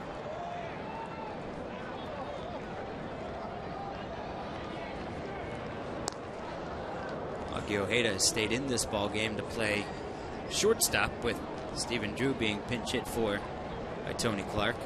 Lots of strategy. Not a real comfortable situation for Ramon Hernandez here, because he's not used to sacrifice bunting here. Doesn't have to there as he lays off. It's now 2-0. It's an interesting decision right here. Does Dusty take the sacrifice bunt off and let him swing away 2-0? Does he have him take a strike, or does he keep the bunt on? You still have to get that winning run to second base. I think I'd be inclined to stay with that philosophy and still bunt him over. I'm with you, and here's the 2-0 offering from Savada. This is high. It's 3-0.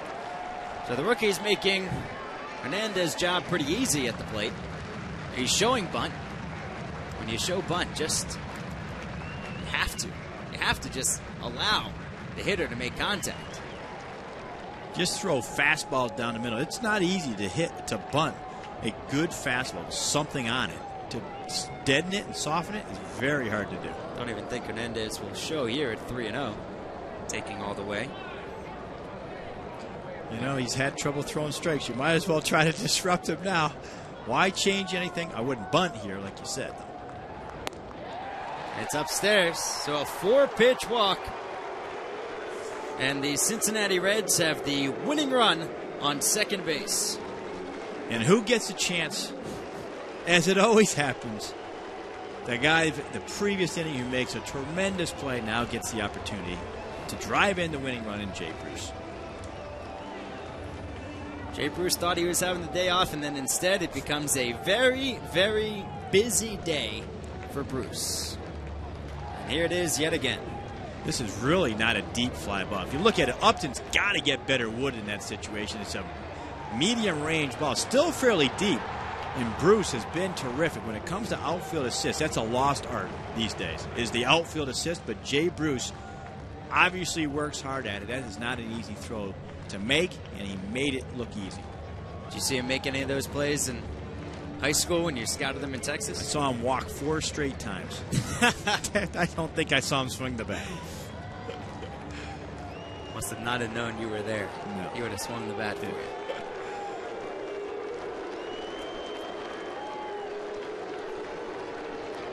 Bruce squares the bunt, and he bunts it over to third base. He moves the runners over, and he's safe over at first base. So nobody expecting Jay Bruce to try to lay down a bunt, and he beats it out over at first. Mark Reynolds there really had no choice. Felipe Lopez was caught by surprise. He had to double clutch. If you watch this now, Bruce gets the bunt down, and Reynolds has to double clutch. Like he didn't have the ball a good grip there. It wasn't Lopez being late. He just didn't get a good grip. Looked like that ball was in the palm. It looked like it was near his wrist. Almost rolled up his wrist, yeah. And Bruce hustling down the line, legged out a base hit. He knew he was going to catch some folks by surprise. Now the batter is Lance Nix, another one who did not start this ball game. He came in as a pinch hitter, and he struck out in the 8th. So the bases are loaded with nobody out in a 2-2 ball game, bottom of the 10th inning. Lefty-lefty matchup. And now it's an 0-2 count. Infield is in. They have to Sure. be. You have to cut the infield in, outfield in. The winning run at the plate. The outfield has to come in as well. Not an easy situation for Nix right here.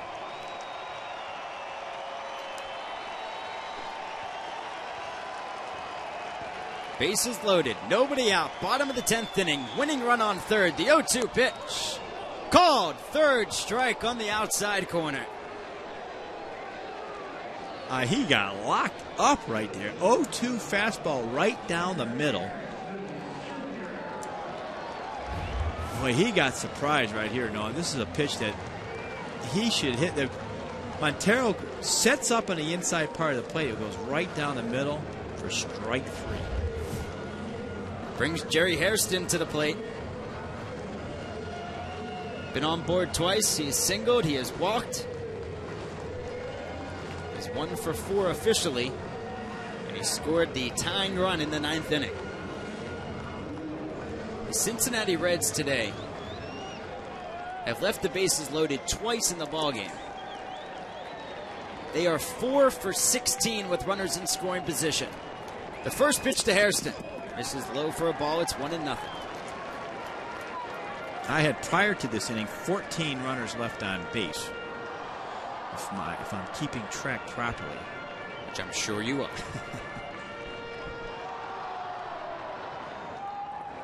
Infield on the left side is there to pull. See the shortstop very close to the third baseman. A lot of room up the middle.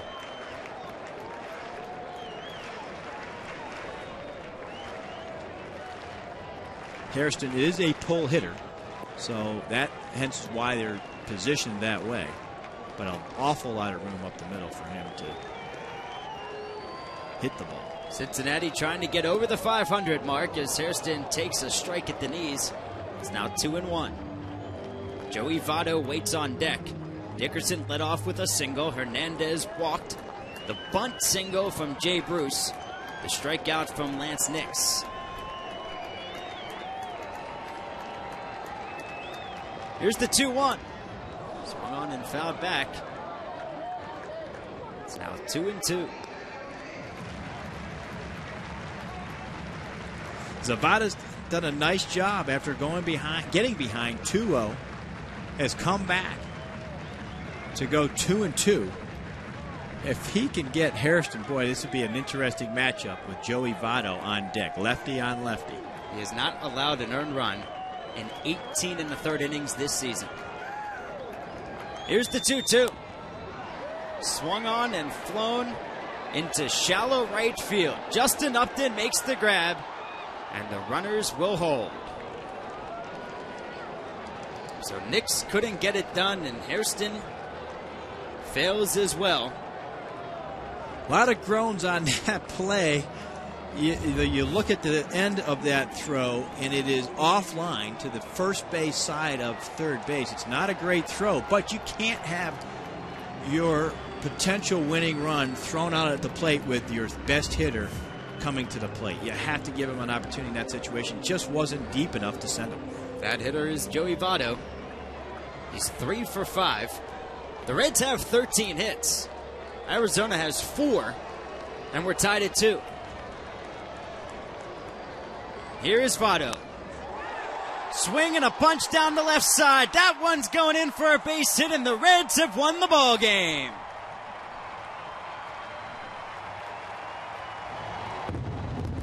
Joey Votto, a walk-off RBI single with 2 outs and the bases loaded in the 10th. Just gets under the glove of Ojeda over at short, and the Reds are over 500 as they beat the Diamondbacks by a score of 3-2. First pitch swinging here. Nice job going the other way on the first.